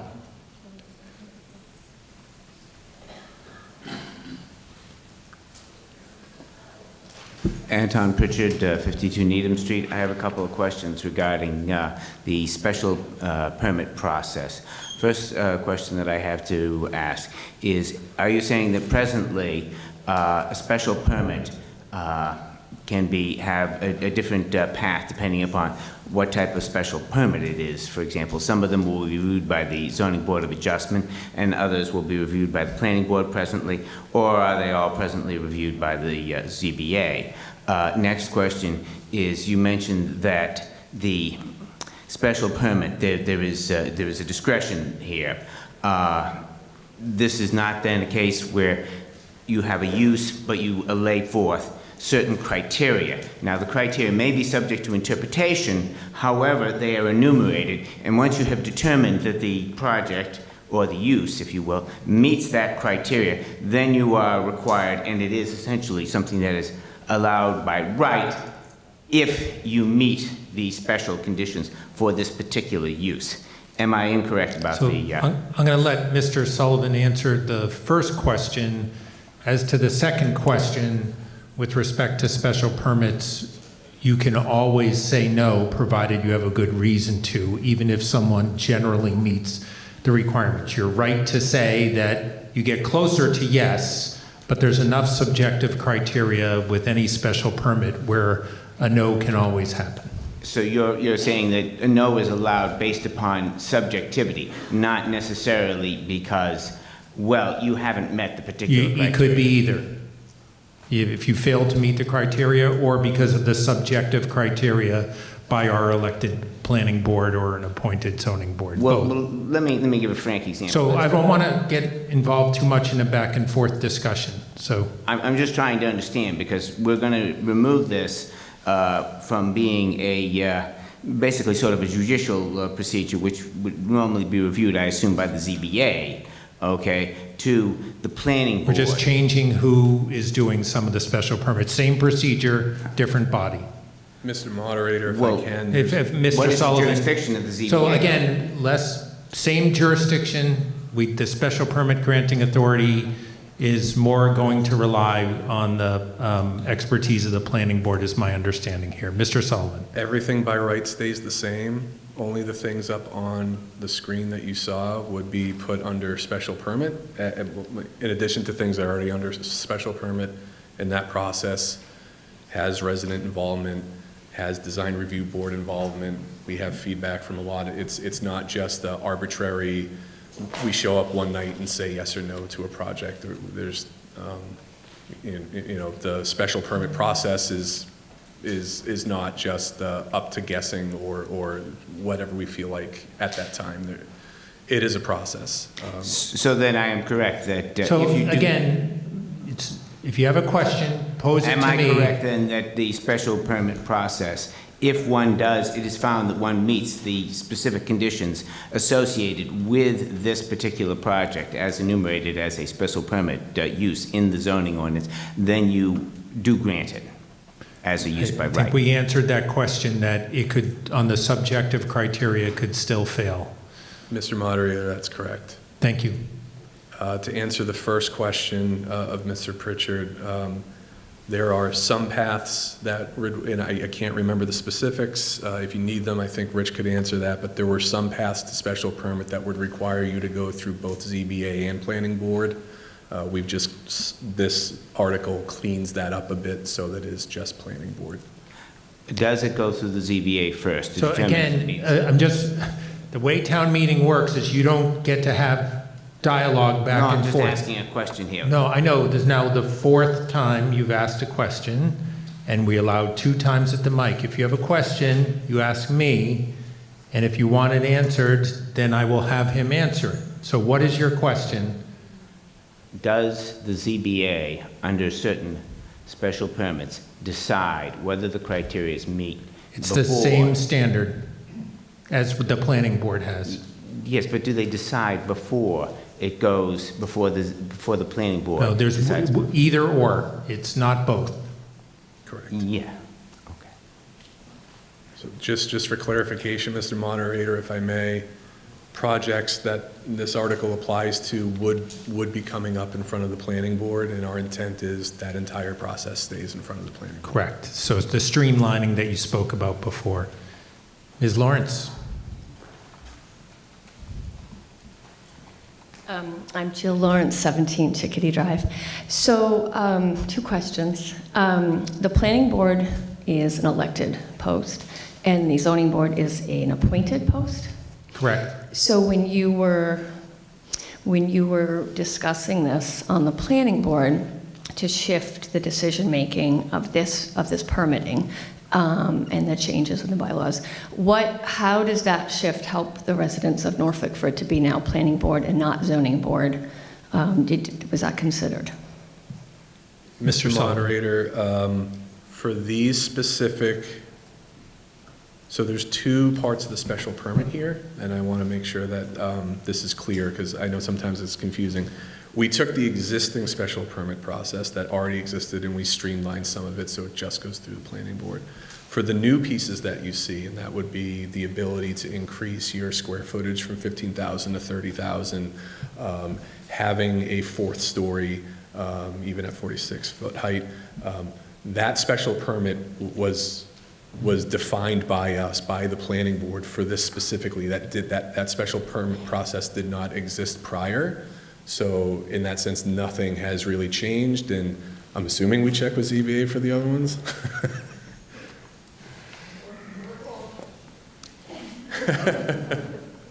Only to answer factual questions. I think it's kind of getting overthinking this here. So the benefit to you as a resident is that it will be with the planning board. So contextually, traffic, noise, all those things are associated with which typically the planning board will be looking at, will simultaneously be looking at in relation to that special permit, as opposed to saying this one piece, which is in this case, that buffer requirement is one of them, would go to the ZBA. Everything else, you're going to be over here looking at that as a resident, and then they're going to be just this one piece. So it really bridges them together by doing it this way. So it's streamlined, so they're interrelated much better this way than the way they are currently being separated. Okay. Can I make a comment and a question, or do I only have one more? No, go ahead. Well, I'm just saying if our planning board over time ended up very pro-development over elections, then it could be, that's my worry, is that if there's a number of pro-development people on the planning board, it could mean more development than, say, as a citizen that I like. So that's why we have elections. Yes. Right. And so moving to my final question, if there's a special permit process where the developer has to come in front of you, the planning board, and the process means, like I think you said at the beginning, so we as residents can come to that hearing and voice our opinions, our perspectives, but what do those opinions or perspectives, where does that go if we say, well, we don't agree? Like, what's the next step? I mean, does one citizen, does that voice matter in the special permitting process? They all matter. Mr. Moderator, I can add some flavor context to that. Yeah, all voices matter. Planning board gets plans. We look at plans. Sometimes we know the property, sometimes we don't. We rely on resident input to let us know what the sight lines are like, what sounds, what light could possibly bleed into neighboring properties. We have a design review board that can say, hey, this, the front facade of this isn't really in the guidelines that we want for the town. So there's a lot of inputs that the planning board gets, thankfully, to make those decisions. And I've been on the planning board, full member plus associate for almost 7 years. So I've seen one resident swing an entire opinion.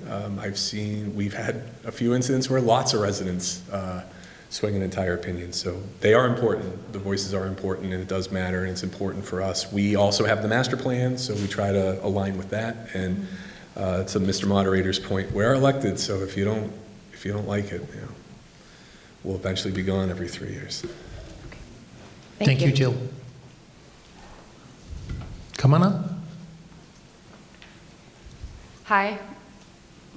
I can't tell actually if this is working or not. I'm Courtney Starling. I live at 76 Union. I actually serve on the Board of Appeals. I'm here to speak in favor of this. The only thing I want to say is the benefit to residents when we streamline permitting and have one board generally hear the entire case. As a resident, your benefit is that you do not have to take multiple evenings of your life to visit multiple boards to give the same testimony. That's a huge benefit. It's hard to track these projects. It's a common complaint. I didn't know what was going on. And so when we start bifurcating the process, we have both the ability on the developer side to board shop, which means that they'll go to the board that they think is easier first, get the approval there, and use that to pressure another board to give them an approval. We don't like to be in that position. It also takes longer. And so while I can appreciate that there might be some concern, like, what will happen if the Board of Appeals doesn't hear this? We're gonna live, first and foremost. A shout out from the Board of Appeals, go ahead, another special permit to the planning board, we love this. We hear variances. We have a different charge in life. We're kind of a different rodeo. They do most of the site plan work. They do most of the design review. They do the stuff that is more essential to keeping butt ugly stuff at bay and keeping stuff that actually has an impact on your day-to-day life more manageable. And so they're an appropriate board to review this. They review it to the same legal standard which are established by state law and also to the same special permit standards that are in our local zoning bylaw. If you don't think those standards are stringent enough, you can go ahead, work with the planning board, or go rogue and do your own bylaw edits and submit them to town meeting for consideration. But I just wanted to go ahead and say this is generally a good thing. My only comment is, don't forget assisted living. It's the only thing I said at Board of Appeals when we looked at this is that you up the density for the residential units, but you didn't look at the assisted living, which is currently at 16 units an acre. That is not how assisted living density is actually calculated, because it's usually on a per bed basis. This is non-viable to build, and all of us are getting old. And so just wanted to put a plug out there for assisted living. It's good use, brings people to town, we get employment out of it, we get spillover effect where they do go walk and use our restaurants, go use our public facilities like the library. So don't count that one out and keep that one in mind. Thank you. Thank you. I'm going to give you time at the mic. You've spent some time here already, but... Could someone please explain to me a little bit about board shopping? There is not a set procedure of appearing before boards. How does board shopping work? Well, board shopping would happen if the same permit was available from 2 different boards and you would pick that one. I think this is an effort to avoid that kind of event and have most of these decisions come from the planning board. Seeing no further questions, so if you come on up, Ms. Fletcher. Sure. Thank you, Mr. Moderator. Fred Goodrich, 29 North Street. Mr. Sullivan, could you be so kind as to throw this map up again? Thank you.